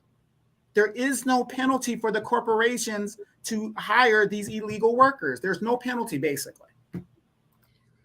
Arson says, wait, Donovan said the Mexicans are entering the U.S. Under Democratic policies and live good. I thought you also said most Hispanics voted Republican. Is it strategic on their part or a matter of class? Yes, well, what it is this, okay? And it's facts. See, these are facts. In the last election, 53% of Hispanics voted Democrat. So almost 47% of them voted Republican because, let's face it, they come here, they practice group economics. They open their own businesses. They do this, they do that, they do this, right? So if you have a business, are you going to be for high taxation with the Democrats? Or are you going to be for low taxation or no taxes with the Republicans? I live in a neighborhood that is mostly all Hispanic. None of my neighbors speak English. Almost none of them speak English. 4 out of the 5 seats on city council is controlled by Hispanics. This is how it is. So yes, they come into the country under the guise of Democratic policies. But what the Democrats failed to realize was half of them will go, just like the Asians, and go vote Republican. It's a numbers game. And that's why Black people are being replaced here in California, because they've given up on Black people. We are now 6% of the total population of California. Back, 30 years ago, 40 years ago, we were at least 12.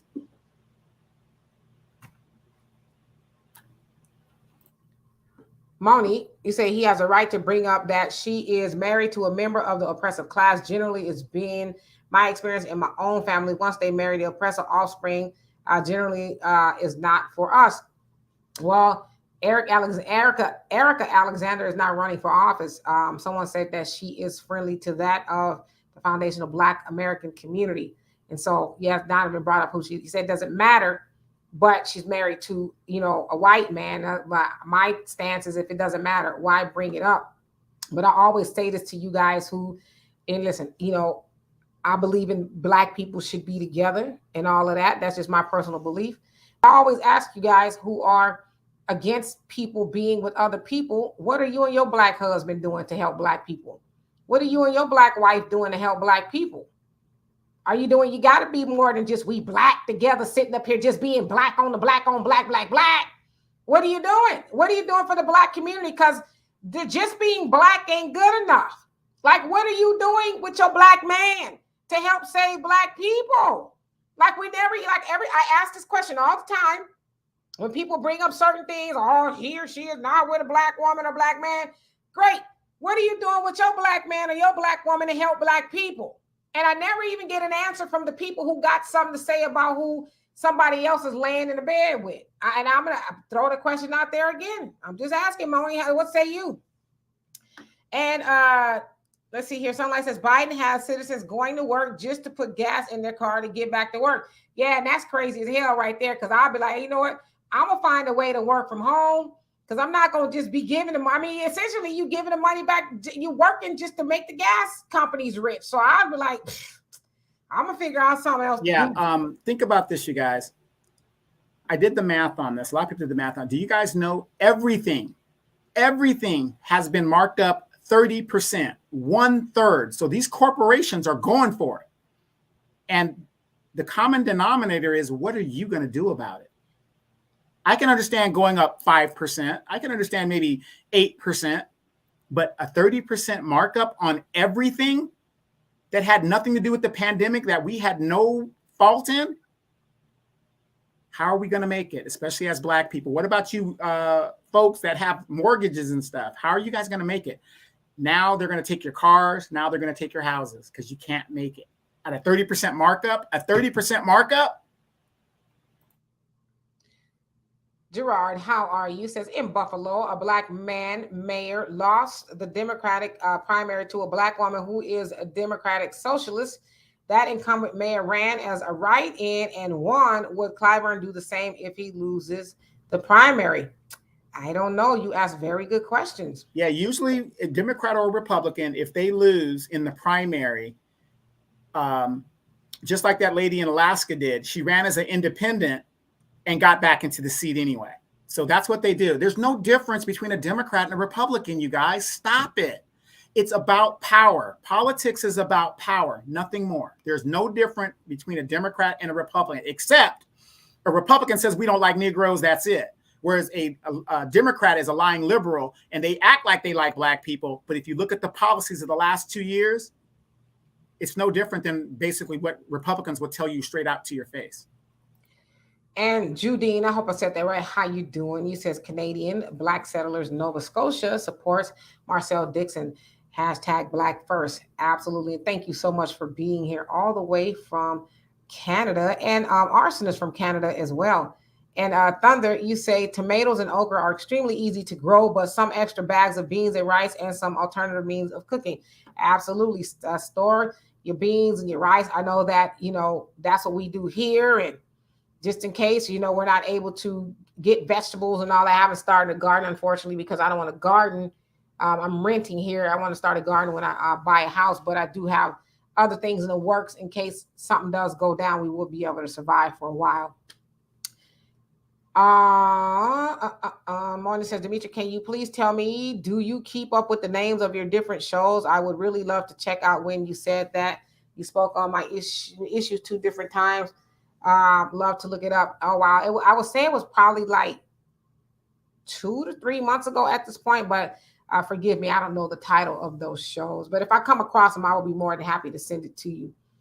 Pioneer says, Donovan, Demetri said, no one is telling you have to come back down south, but I'm telling you should. Laugh out loud. California is too dangerous for a Black man, whether you got money or not. Donovan gonna stay and he gonna stay forever.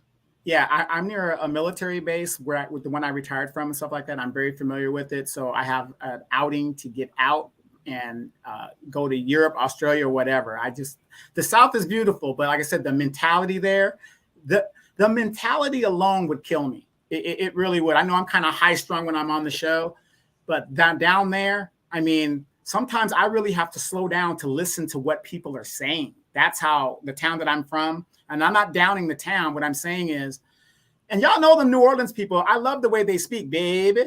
I love all that. But it's just a different animal for me. It's just different.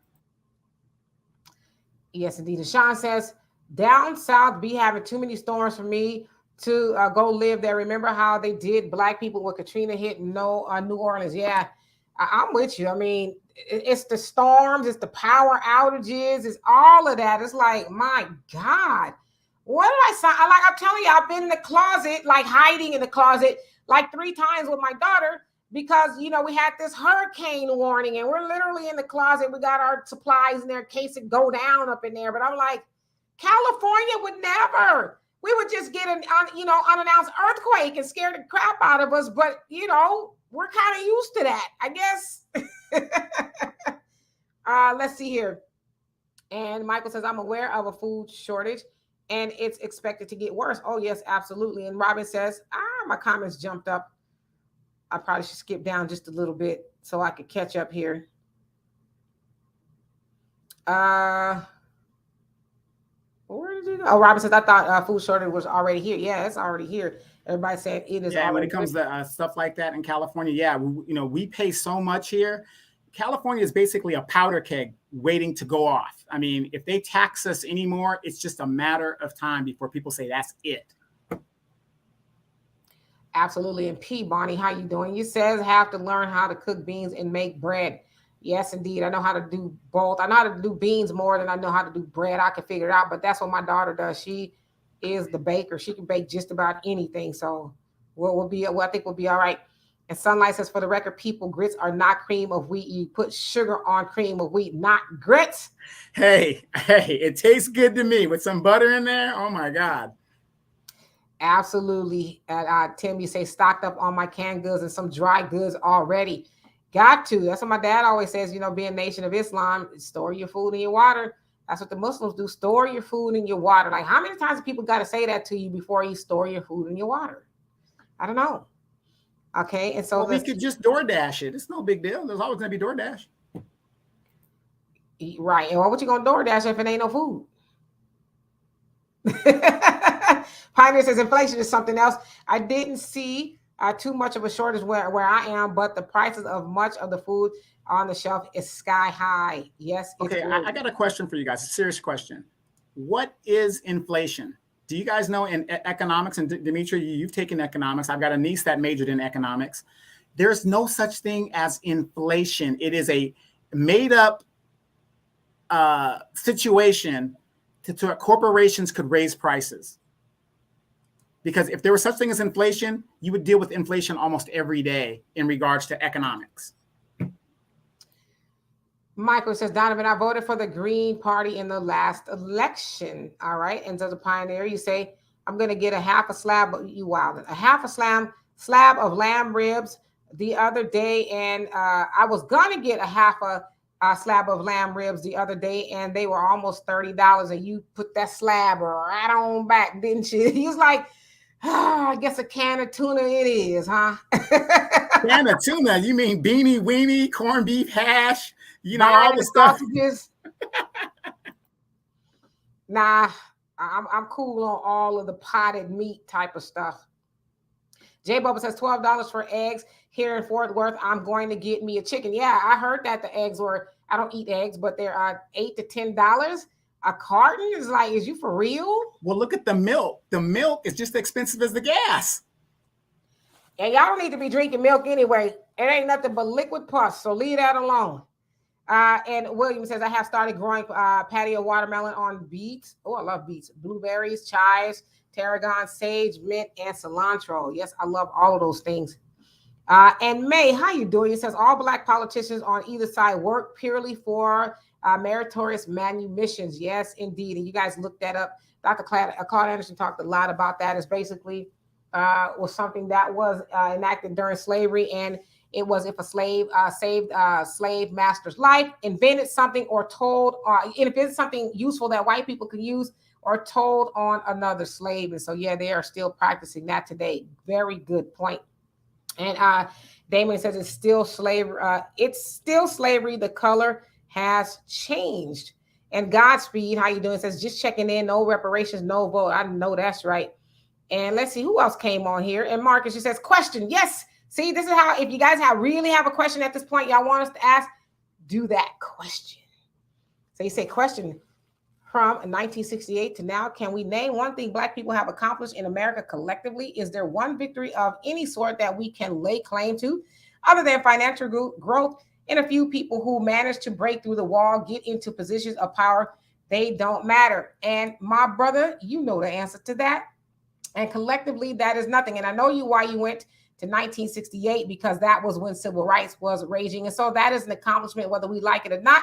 Our people got the right to live and sleep and eat next to white people. But since that day, or that year, we should say, we haven't gotten anything. And I love that you brought up the part of the exceptional Negro, if you will, because that is partially our problem as well. We have Black people say, well, I got it. I don't know about y'all, but and then everybody else, they have exceptional people, but they think as a group, right? They're like, even from the poorest white person to the richest white people, we are all going to at least get on the same page for the most part. Not all of them, but as Dr. Claude Anderson also said, as we're the only group of people that vote as a block against what we need, right? So we vote for our own oppression as a block. So good point, Marcus. And Ariel, it says, voting isn't for our folks. How many have had a great position of power but still done nothing for our folks except feed themselves off of our persecution and losses? Then coon or raccoon for those other folks.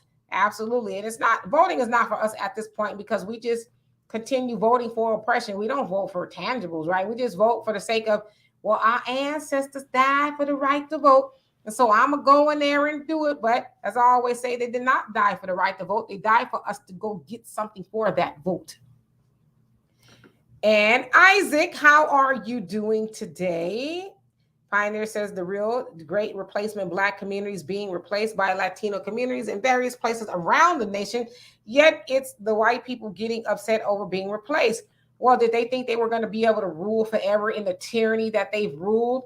I mean, even in that Bible that they've shoved down our people's throats on the plantation, it does say what you do to people, it will come back to you, right? So if they do they not believe that part?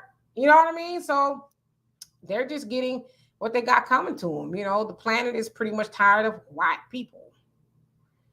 And somebody said exactly. And May says that voting rights bill is suicidal. It would give sweeping voting rights to immigrants. Absolutely. And let's see here. And Brother Jonell says all of our problems and issues have solutions, and our unity pooling our resources as Black people. And that's what we need to do, right? And let's see here. So, Carolyn, you have a question. I love it.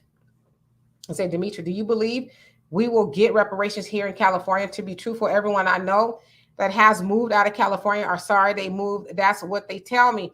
Well, from what I understand, I recently moved out of California in 2020. We are still eligible for that, from what I understand. And so don't regret it just yet. But more importantly, believe it when you see it. They talking about it. But, you know, I see they're talking about different things like housing and education. But more importantly, we want our money, right? We can do what we want to do with the money. And that was a problem with the Freedmen's Bureau back in 1865 through 1872, is that everybody was trying to tell them what to do, right? And ultimately it fell apart. And so give us the money and we can decide what we want to do. But we're going to see, Carolyn, what happens there in California. Very interesting conversation. And William says, how about getting myself better to open a business? She is too. She has a nonprofit. I sell antiques. And who is that, by the way? And Arson says, I see. So the Democrats are like the Trojan horse of increasing number of foreigners who then cleverly adjust their votes to their own interests. Thank you very much. Yep, the bait and switch. And Robin says, rent here has gone up 20 to 40%. Some rent has more than doubled, especially with our elderly living on fixed income. Yeah, a lot of elderly people are being squeezed out as well because it's like, you know, they only get a percentage, not even a whole percentage sometimes increase, whether it's Social Security. And so how is that percentage going to work out if gas has, you know, quadrupled in some areas, right? So, yeah, as a retiree, we're due to get a 8% COLA increase next year, and I think Social Security is going to get an 8% as well. Don't quote me on that, but look it up. I believe they're going to do that to help alleviate the problem. But you got to remember, though, Social Security is only what, $1,700 a month, depending on what you put into it, whatever. I mean, that's not enough to live off of. And on the low end, it's like maybe $1,100, you know, yeah, somewhere like that. So that guy from Texas, how you doing? He says Malcolm X warned us about the liberals. He sure did. And that stuff is, you know, true today. But, you know, we don't listen. And Frankie says exactly, old hags. And Jay, the informant, you say, question, if Stacey Abrams is running in Georgia, 30% Black, why doesn't she have a Black agenda? She's running for states, not running federal office. And the same with Warlord the Bald. You crazy. You talking about Warnock? Well, I mean, they're still going to appease white people and everybody else. I mean, Stacey Abrams, to me, she's more like an all lives matter candidate. She rarely speaks about anything specifically for Black people, but she has this fair fight initiative, and that's really to nudge Black people. Hey, get your Black asses out there and vote, but get out there and vote and get nothing. And same with Ralph Warnock. I mean, he's got a commercial where he's running all over the place, but it's like, but you said you're going to do things for everybody else, but you haven't said specifically what you're going to do for Black people who helped you get in there in the first place, right? It's a good question. Yeah, did you guys see that one Black man in Louisiana? I think he's running for the Senate in Louisiana, and he had the noose around his neck. We love performance type campaigns. And so what he's doing by having the noose around his neck, if you really paid attention to his message in the commercial, he didn't say anything of what he was going to do for Black people. But by having that noose around your neck, it was to get you to get into your emotions to vote for him. Kevin, how you doing? He says African Americans are the fewest race in 30 years. What do you mean by that? That's a very vague statement. So I'll give you an opportunity to explain that. And Earl says, Donovan, are you Air Force or Army? He is from the Air Force. And Michael, you asked me, Demetri, do you support the Green Party's platform, including cash reparations, tuition, debt-free, public higher education, et cetera? Yeah, I mean, I support it. Absolutely, I support it. You know, I don't have a problem with it. I like their platform. And Jan Michael, you say Europe. And then let's see here. Let me see who else is on here. Thoughts of the Week podcast. How are you? He says, is there really a food shortage or is there just a slowing of production of food? I mean, that's a good question. It's probably the latter. And then a lot of it has to do too. Like I said, now truck drivers are like, we can't afford to be hauling this mess, especially if they're they call what do they call it? Independent contractors or whatever they call the truck drivers that work for themselves. I mean, I don't know. So you ask raise a good point. That guy from Texas says, I voted for Jill Stein a while back, then found out she was a Russian bot. Well, you know, at least you gave your vote to somebody else who wasn't, you know, the major parties out there, the status quo, if you will. Pioneer says, I met a brother the other day who told me that he put sugar on white rice. He said it was common in his family. I couldn't believe what I was hearing. Laugh out loud. That's not uncommon at all. Thunder said, that's right. No sugar on grits. Absolutely. I like mine savory. And Damon says, I'm done. 200 plus DMV fees on a 1999 Silverado. He says GMAFB. I don't know what that means, but yeah, California registration is super high. Mine's is, you know, if I was still in California, would be in the 200s as well. And I drive a 2013 Hyundai Sonata. I have a 20-year-old Hyundai Tiburon. Well, I'll be 19 years old. I got the registration yesterday, $148. A 20-year-old car, almost $148. Van Varner, how you doing? Yes, to answer to your question, yes. But that's not the platform that he is running on. That guy from Texas says, I learned in high school that inflation is too high of a price for too few goods. Absolutely. That is the technical definition of inflation. And Earl, you say, Donovan, okay, Air Force, I was Army. I need to watch Maverick. We get 8% COLA next year. That's the word from what Donovan says.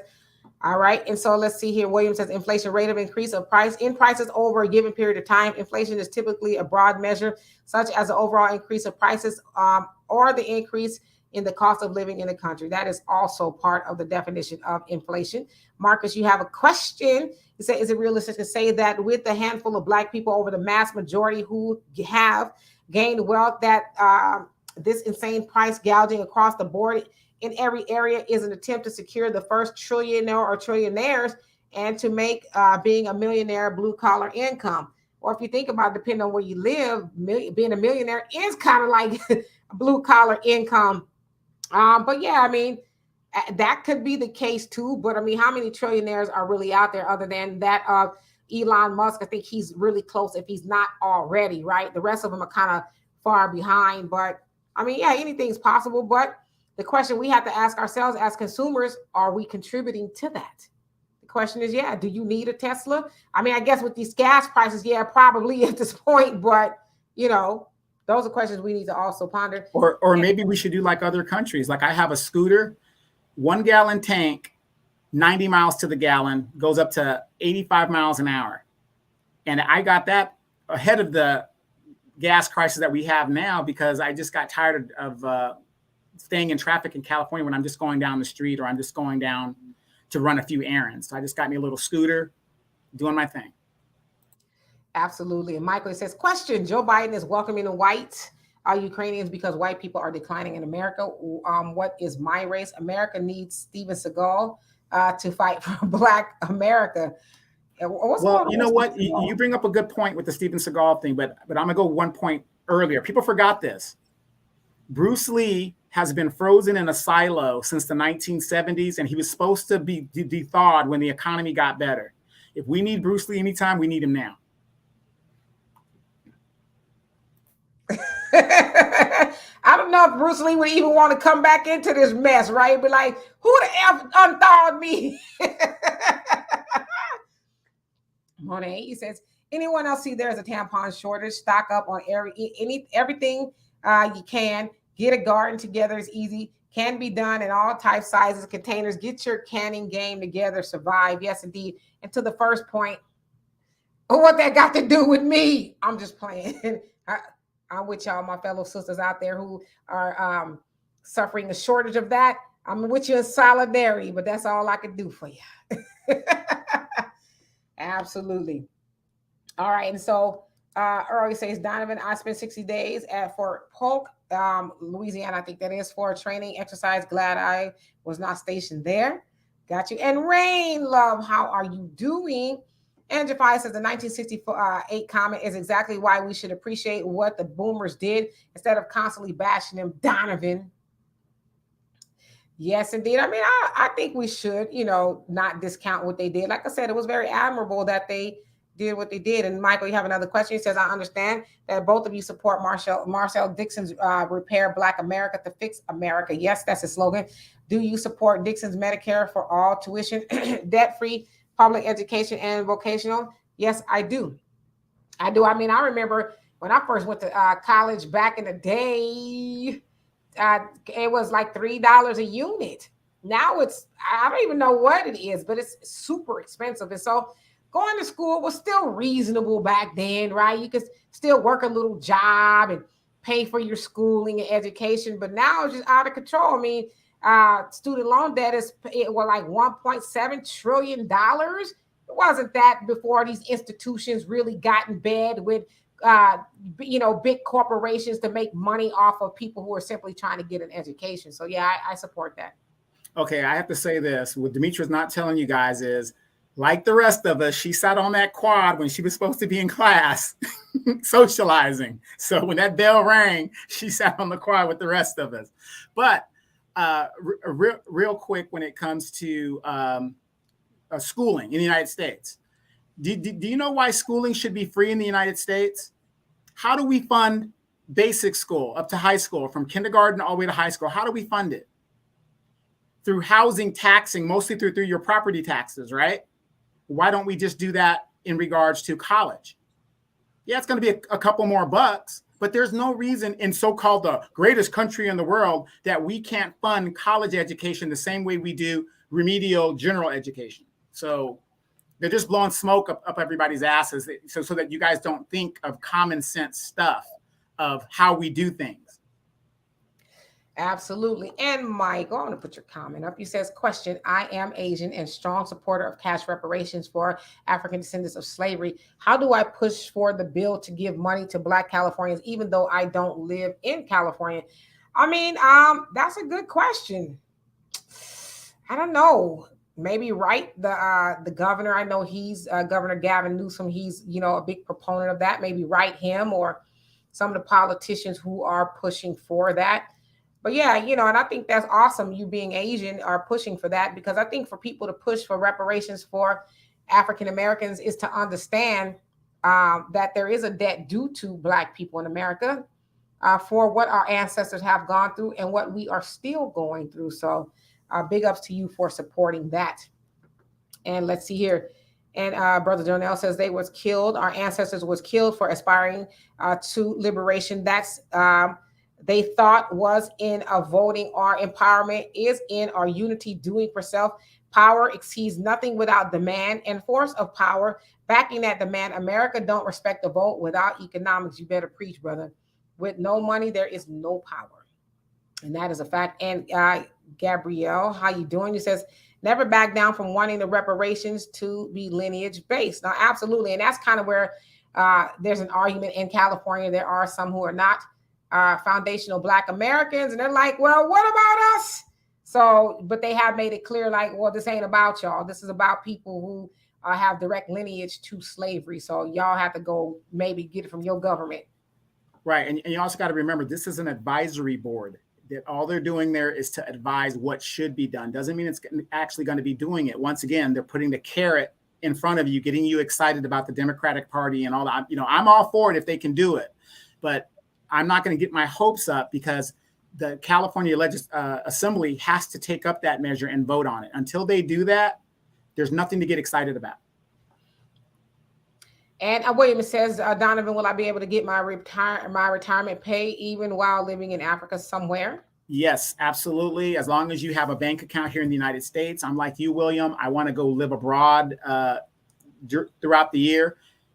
Keep your main account here so that the government can put that nice tax dollars right in there that you earned and transfer it out, wherever you're at in Africa if you open an account in Africa. Absolutely. And Frank is worthy. I think that says, how are you? So something you said, Donovan, it says that was in Kentucky, not Louisiana. So whatever that was. Yeah, that was that candidate with the noose on his neck. Yeah, that was the Kentucky guy. Sorry. Okay, got it. All right. So got it. Thank y'all for the correction. And Bobcat Traction, how you doing? Said that newsman didn't say what he was going to do for the Black community because he's not going to do anything. Facts. Okay. And Gabrielle, he says, all those food factories mysteriously burned down last month. Might be on to something there. All right. So let's see here. Let me get down to the bottom a little bit, see who else is on here or I did not see. And Shamar, how you doing? He says, we had Kamala down here on Friday evening trying to stomp for Clyburn. I thought that was kind of funny. Yeah, it's like, she says that she is for Black people progressing, build back better, all that other stuff. Why wouldn't you vote for Marcel Dixon? Why would you go in there and continue having Black people vote for the same old? They're all part of the establishment of keeping Black people oppressed, but continuing to want Black people to vote for them. Why else would she throw in the collard greens comment? Like, ooh, girl, say something about collard greens. And, just like Roland Martin said to, Hillary Clinton, if you learn how to do the electric slide, you'll get a lot of votes. Yeah. Do you know how to wobble? You know how to wobble? But you know how to wobble? Whatever it was. Yeah. You're going to get a lot of votes. So that the collard greens argument is in the same vein, which is so stupid.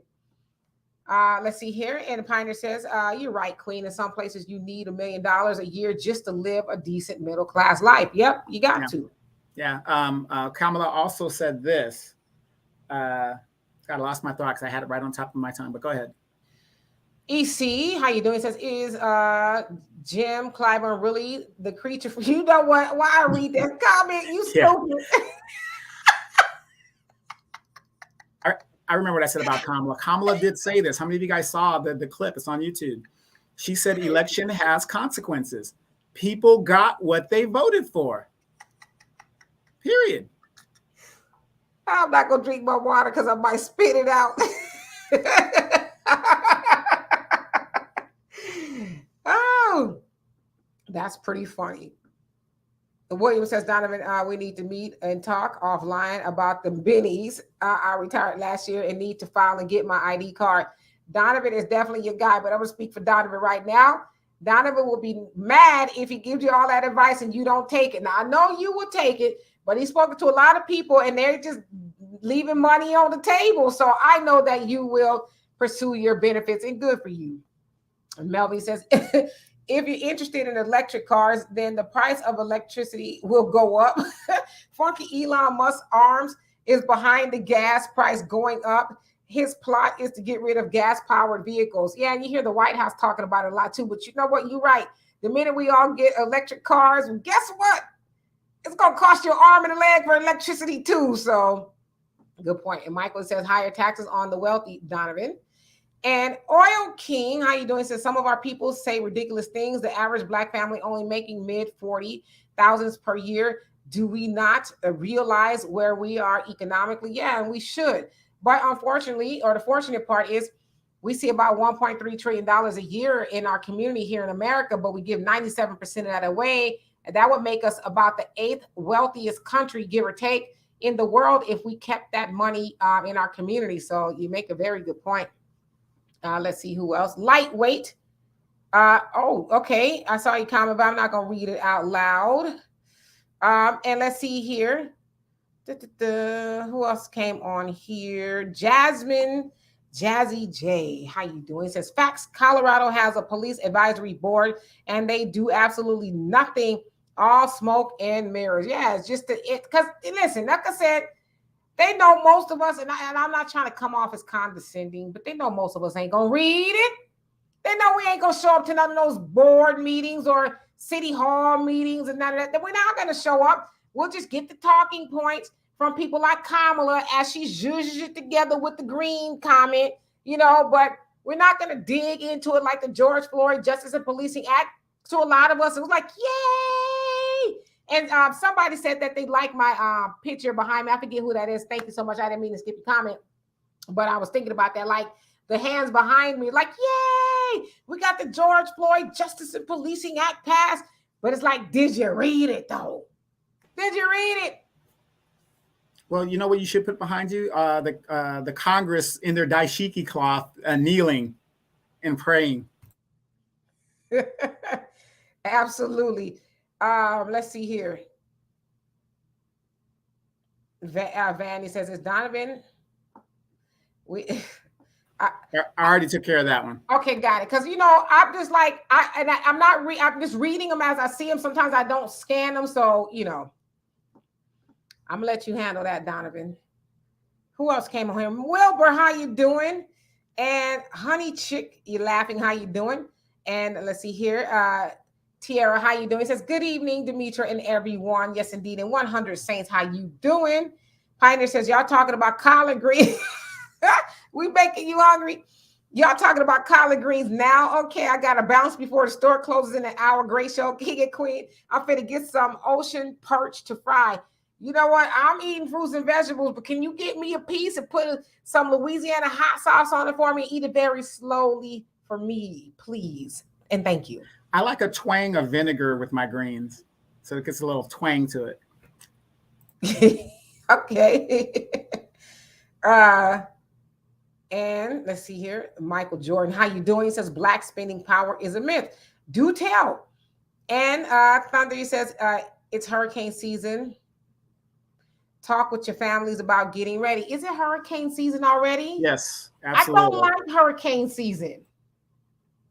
I don't like it. I'm just going to I don't like it at all. I'd rather have earthquake season.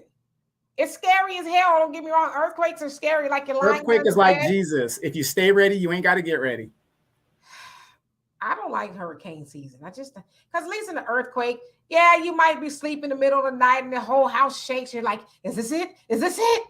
And then it stops and you're like, okay, I could go back to sleep after my blood pressure goes down a little bit. But this hurricane thing, your lights go out and you're stuck in the closet for like an hour or two. And then you're sweltering in your house because the AC doesn't work and the power's out. Yeah, you're looking at your phone and you're like, damn, okay, they said the hurricane's going to be passing in 20 minutes. Oh, no, they extended it for another 45 minutes. It's like, oh, my God, And, of course, I'm scared of thunder and lightning, and it's intense out here. So it's like, geez. All right, that was enough for hurricane season. And Seth, how you doing? Says, to be honest, Clyburn is in his 80s now. He needs to step down. Really no fight in him anymore. Dixon has good ideas. I totally agree with you. Like, go fish. We're going to have to carry him out. We're literally going to have to carry him out in a pine box. As simple as that. Yes. It put this up here. Jay Bubby says, Rolling Water 2. What is that? Buck dance. Y'all are so creative. So Rolling wanted to buck dance. Now he didn't want to. He was buck dancing. Okay. Yeah. Y'all done put all kind of music to it and everything, like fiddler music. Why y'all keep fucking with me? Stop fucking with me. I've been working on the reparations for 30 years. 30 years I've been working on it. All right. And Eddie, how you doing? It says, we Black Americans try to integrate every white neighborhood in the U.S. We are in most towns and cities from sea to shining sea, but we want to shop, we want to shop Black only. I think that's what you meant. You said it's not going to work. Okay, what's not going to work? And forgive me for not knowing what that is. And Jan Michael says, that was an excellent question. I was just asking my daughter, and isn't it time to research the subject? Mm-hmm. He whom giveth will certainly shortchange you. And Honey Chick, he says, good evening, everyone. I'm enjoying the discussion. Stay awesome, y'all. And thank you so much for being here. We love and appreciate you.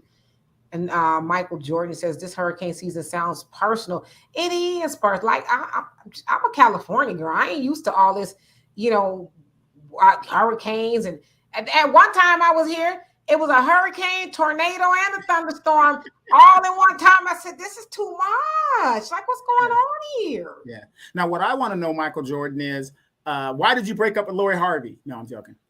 That's stupid, Michael B. Jordan. Please don't get into that.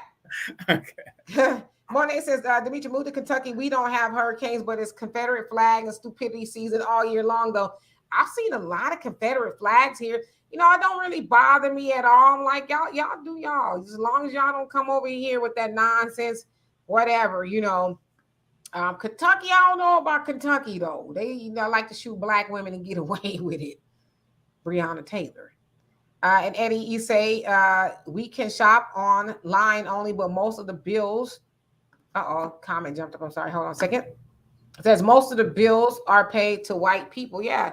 Well, when we get our own electric company, gas company, water company, and all that, I would love to sign up. But don't be telling me, well, you know what? We ran out of we ran out of water. We ran out of water. So yeah, we're gonna have some tomorrow. I'm just kidding, but I'm really serious too. Donnie says we're about to see how well the Karen Act works in California. The effing brown folks called 12 on me while I was working my services company, and after talking to me, it's all on video, 360 degrees. Wow. Well, yeah, that Karen Act. I saw one in California. It was an Asian lady in the Chick-fil-A. She called the police on the black man because his order was taking over 30 minutes, and he was like, yeah, I'm just checking to see what's going on, because anybody that's been to Chick-fil-A know I don't take no 30 minutes for you to get your food, right? And she called the police on him. So apparently the Karen Act is not working too well there. Rain says Democrats are mostly senior citizens, so they should retire. I'm gonna leave that comment alone. And Amoni says, have a blessed evening. So he's talking to the Pioneer. Let's see here. All right, so we are going to get out of here. And Morning says, I had to step away for a moment doing some cleaning as I normally do on Sunday. Want to let you guys know, Demetri and Donovan, you are my two favorite people in the world. I just adore you both. Well, we adore you too, Moni, even though sometimes we don't see eye to eye, but it's all love. And Michael, you say hurricane, tornado, thunderstorm. Damn, yeah, it was all in one night. I was like, I need to get on somebody's broom or something and get out of here. I was scared, like I was scared as hell that night. It was a lot. And I hear y'all Texans just be sleeping through it like, I'm scared I'm gonna get struck by lightning or something.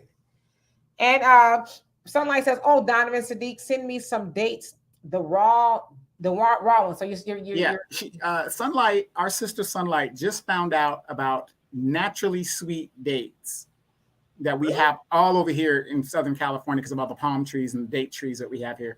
And she just found out about them. I've been eating dates for years, great for fiber, natural sugar. I like dates as well.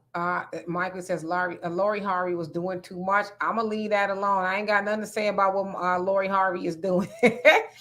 Michael Pan, he says, comment, Greg, Marcel Dixon needs Muhammad Ali's style to take down Jim Clyburn. Yeah, Marcel is pretty intense. He doesn't hold any punches at all. Like, I be seeing the brother go off on Twitter. I'm like, damn, I ain't never seen a candidate use the word raccoon before. I love it. I'm here for it.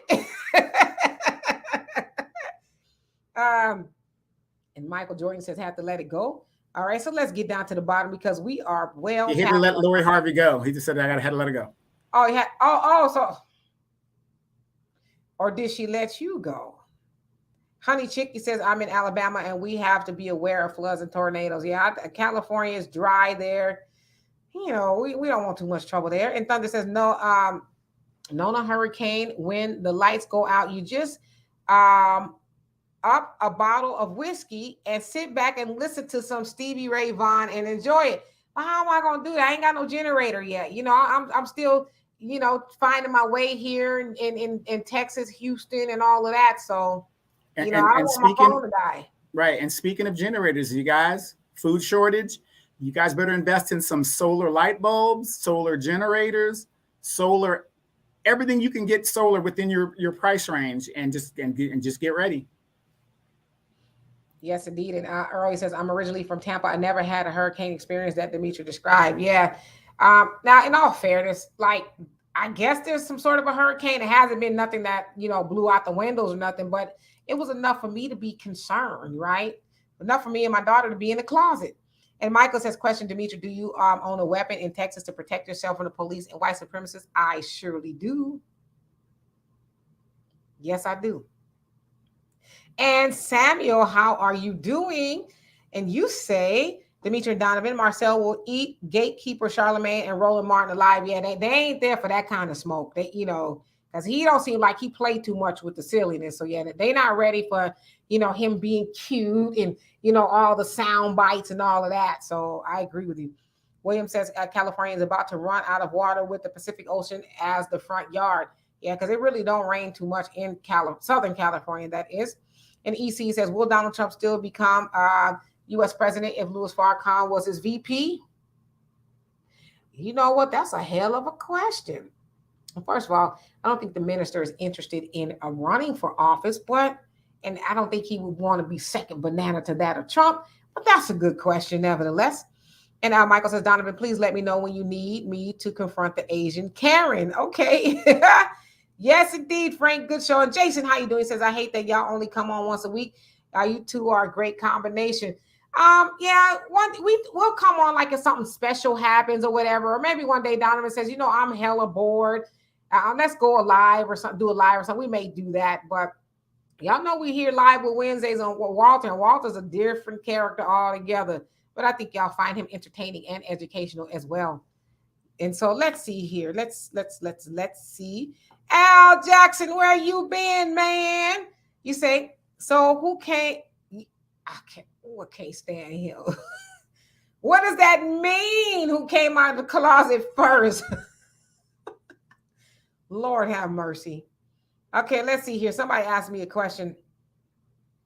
And Michael, he says, don't forget to invest in torpedo pot grown food. Yes, I've seen a lot about those. I'm going to have to do something because, I might have to get in my garden and go when I do buy a house.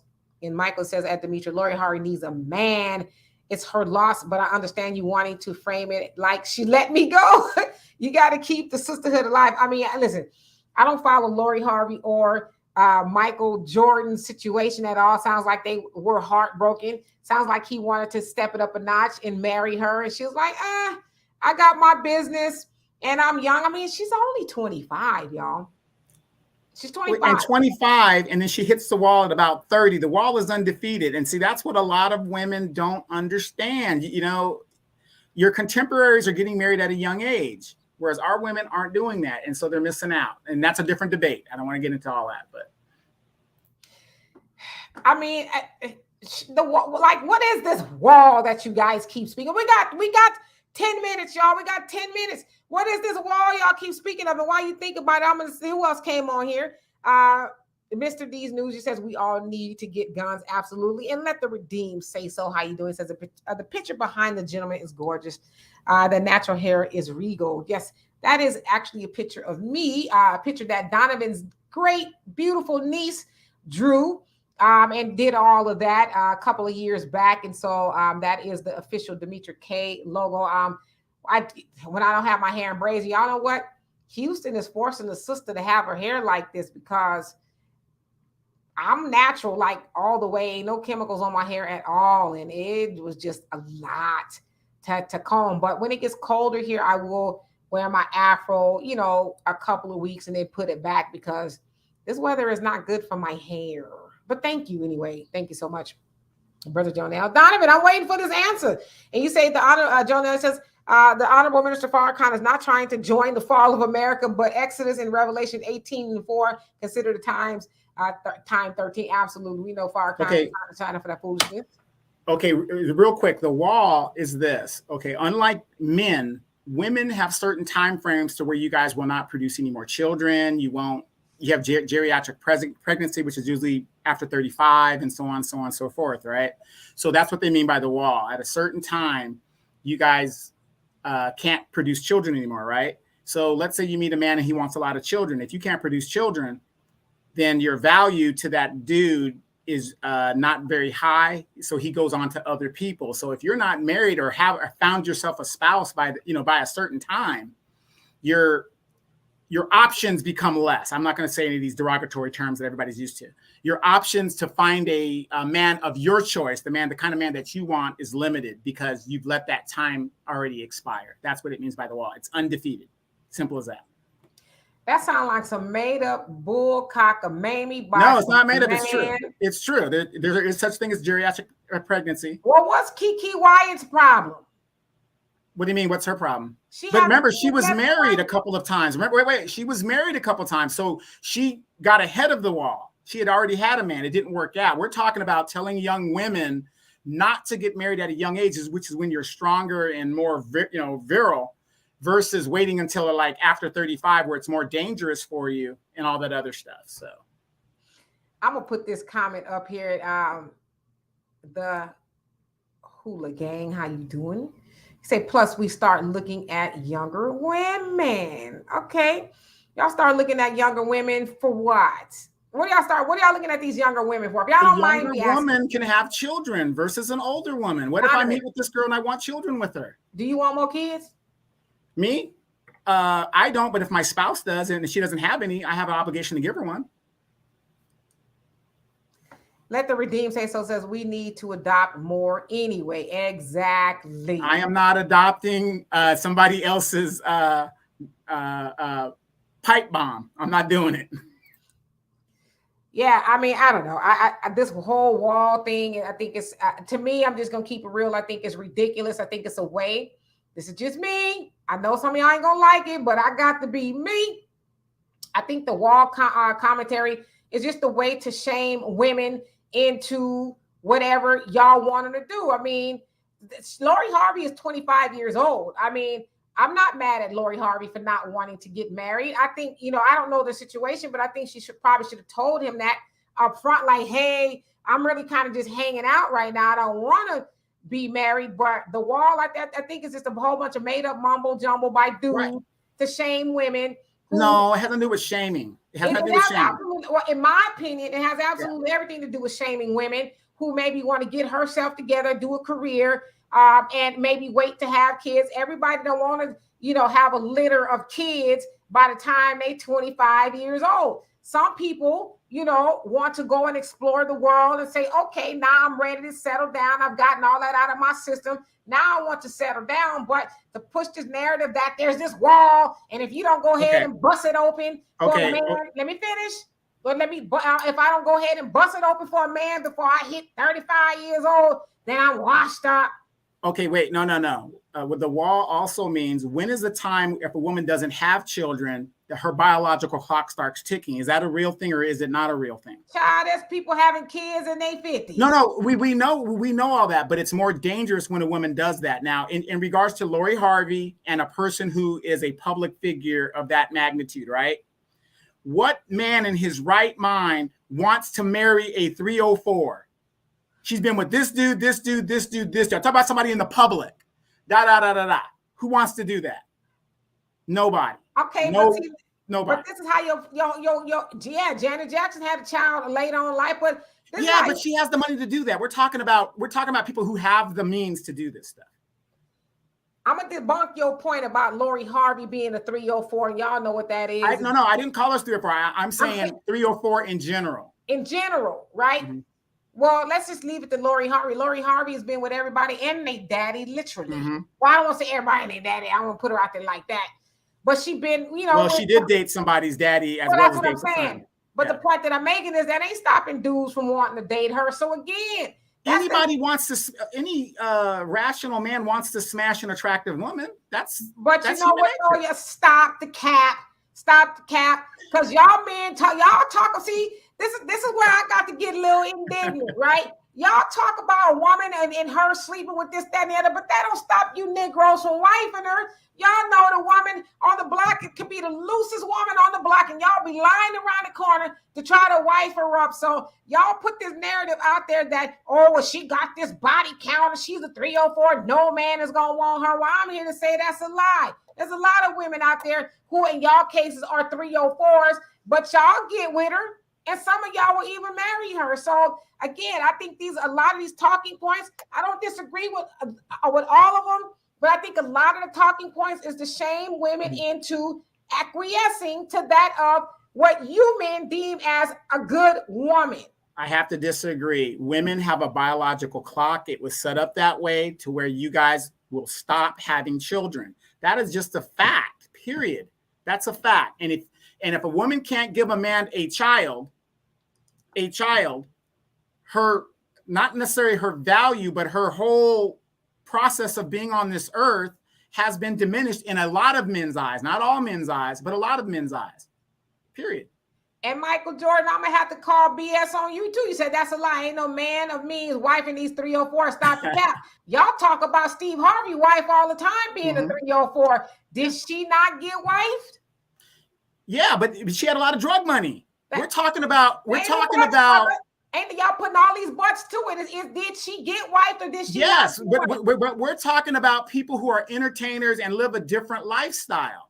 Cardi B is wifed up, but again, does her children listen to her music? Does she, do all that stuff? She's wifed up. You're absolutely right. She's some of y'all married to the local hoe that used to work at McDonald's back in the day. Stop it. Only the simps. No, it ain't only the simps. Only the simps, damn it. Well, y'all talk about. Okay, this is the other question I have. If y'all don't mind, I'm gonna get this off my chest since we get it off your chest all the time. Y'all talk about all these women you wouldn't be with, all the women you would be with. Why y'all ain't with one then? Because we're finding out some of them are not our. Nah, because you running through these 304s. That's what you're doing. You're making them into 304s and talking about. I will admit, and I've never ran away from this, Demetria. In the 30 years you know me, I like the hood rats. I love them. The girls you have fun with, but I would not wife those women up. And a lot of men are like me. They like the fun girls. They do. But a real man, would I wife a woman up that's out there in the streets like that? Nope. Yeah, Steve Harvey is a simp. He's a prototypical simp. What makes Steve Harvey a simp, if y'all don't mind me asking? Because he doesn't practice what he preaches at all. Any man that takes a good wife that he had and throws her under the bus, that's a damn simp, and runs to the trap queen. That's a simp. I'm just asking y'all men out there, y'all got all the answers for what kind of woman should do this and what she should look like, what she should dress like, how much weight she should weigh, and what she should say, and all of this. Yeah, that's right. Dress size. Wait. Why haven't y'all gotten a woman like that? And don't tell me they don't exist. They do exist. Well, why y'all ain't got one? Because they bought into feminism. So they don't exist. They do exist. But they bought into feminism. They bought into feminism. So they don't exist. They do exist. But they bought into feminism. No, they haven't. There are women that exist like that haven't bought into feminism. No, I'm talking about, are you talking about Black women in general? Okay, we can talk about Black women. Okay, because I'm just saying a lot of our women have bought into, I don't need no man type, BS and all that other stuff that they've bought into, the BS that they've bought into. I don't need a woman that's going to challenge me. This is not a competition. And Quan, I hope I said this right. He says, wait, didn't Michael B. Jordan just try to wife her? Please stop. He did. That's what they say. Did y'all hear that from Michael or Lori? Oh, yeah, no. That's true, yeah. Y'all don't know what happened in their relationship. People, I heard from a person who delivered their milk to their house, so we don't know what their situation was. Or, I don't know what I don't follow Lori or Michael. My daughter is glad that they're not together because now she feels like she has a chance with Michael B. Jordan. I don't know. I don't follow them, so I don't know what their situation is, but she's 25 and she has a right not to want to be married. I mean, I think 25 is young. 25 absolutely. Is young. But you're saying it's young. I don't think it's young. It ain't like she's 20. At 25, compared to our contemporaries, and I'm talking specifically to the Black folks, most of our contemporaries are getting married around 25 years old. I just had a friend of mine's daughter just got married right out of college at 25 years old. Our women are not necessarily doing that. But then again, I also question the quality of men within our community. There's not many quality men. Well, and Chris, I think that's how you say it. How you doing? Says back on topic, please. Yeah, we were just gonna get out of here, and we just decided to go over time because somebody 30 years of waiting for your damn sister. Don't you think I'm tired? I ain't got nothing to do with that, brother. I ain't got nothing to do with that at all. Oh, now you got nothing to do with it. I have nothing to do with it. I mean, I put a good word in for you and all that. You know what, Thunder? I'm tired of you. You say the first thing you should look for in a good woman is her AARP card. As you guys may or may not know, Thunder likes them really seasoned. When I say he likes them seasoned, he likes them wearing the slips, right? Women can't find slips no more, but Gertrude and them, they can find the slips, right? So he likes. What was that thing they used to use in the Victorian age? The bustle, the big. Yeah, they got that on the corsets. He likes smoking the Virginia Slims, right? It as they making his catfish and cornbread and all of that. The Ben Gay on Friday night as they're watching Dallas and Dynasty. That's how he like them. Yes. No, everybody's entitled to their opinion. You know, you got to figure it out. Eventually, the only sad thing that I see that women have a certain body clock that if you miss that opportunity, it passes you up. So if you don't have a child within a certain amount of time, it might not be feasible for you to do so. That's all I'm saying. God has put a limit, or the Spirit has put a limit on what you can and can't do. It is more dangerous to do it at an older age. Janet Jackson did it, but she had the money to do it. Technology is getting better, and maybe more and more women would do that. But to me, if you're having children at 43, 47 years old, my grandmother had my youngest uncle. She was 46, but she had 25 births up until that time. So her body was still equipped to do that. I'm just saying it's just kind of crazy. Well, Michael, you say 25 is the perfect time. Do you want her to wait too long and she end up like Vivica Fox? I mean, 25 is too long for who? Who is that? Who is to decide that 25 is too long for her? That's for her to decide. And come on now. She be 45 years old and she gonna have a bunch of men lined around the block trying to get with her. So again, I just think that's, to shame women into making the decision. Hurry up, settle with old Buster, like they used to have to do back in the day, get going and get you with old Buster. Y'all don't tell men to settle down when they're 25, do you?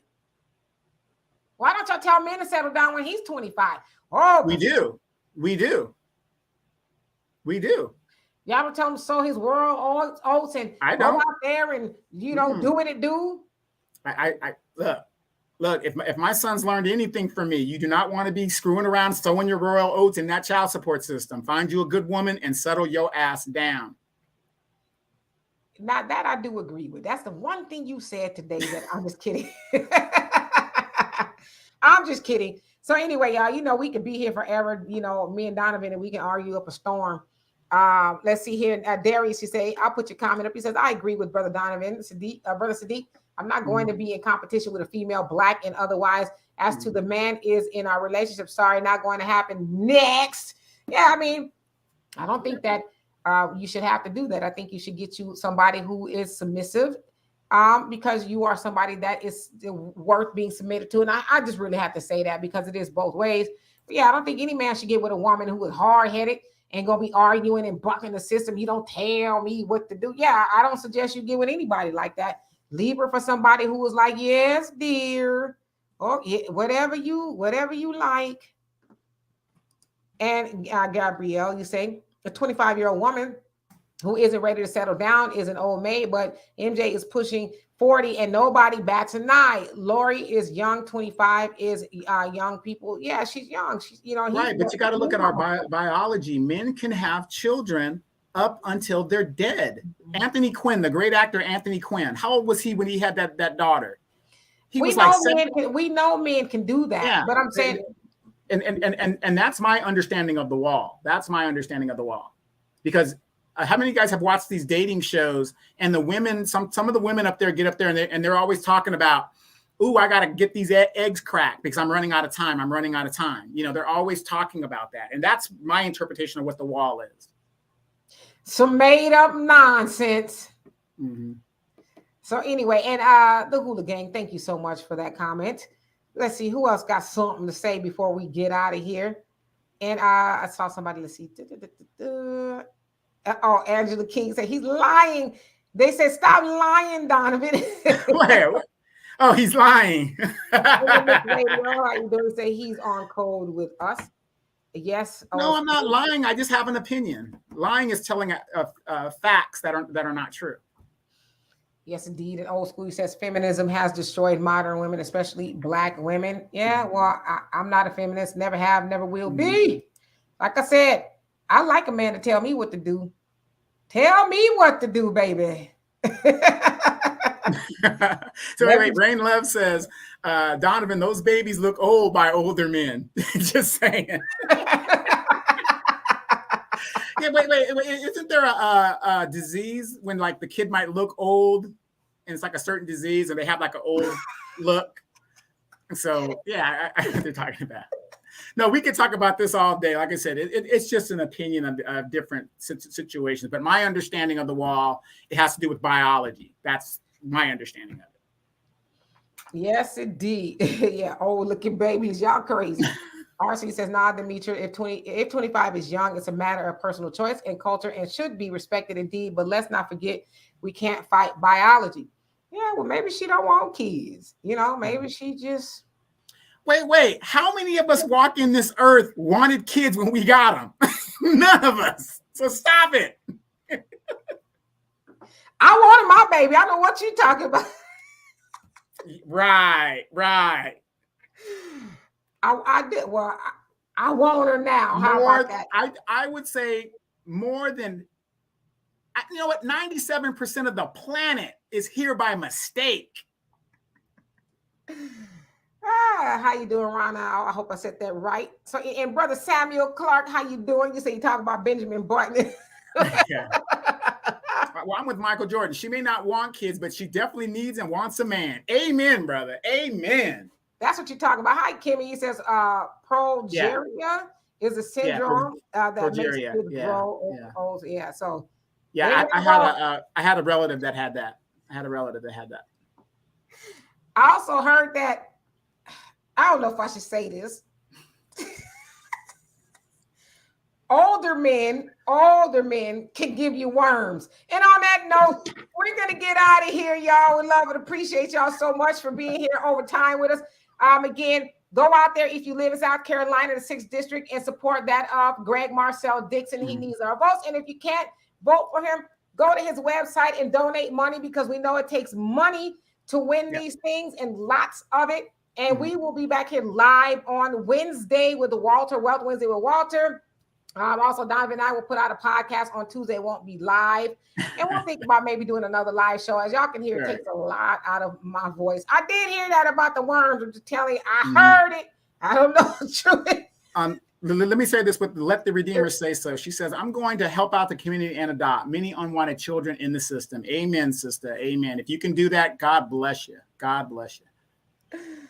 Yes, indeed. And Brother Sam says old school men might want the woman to have the ability to have children, not kids, in the case they change their minds. Well, I'll tell y'all right now, this woman here is not having no more kids, do not have the ability to have no more kids. And if I did have the ability to have any more kids, I would not have any more kids. But I love the kids. My kid is almost 30 years old, and that's as much as I can deal with right now. So anyway, y'all, we will see. Michael, you crazy. We will see y'all later. Be good, stay cool, and everything in between. Love y'all. Have a good one.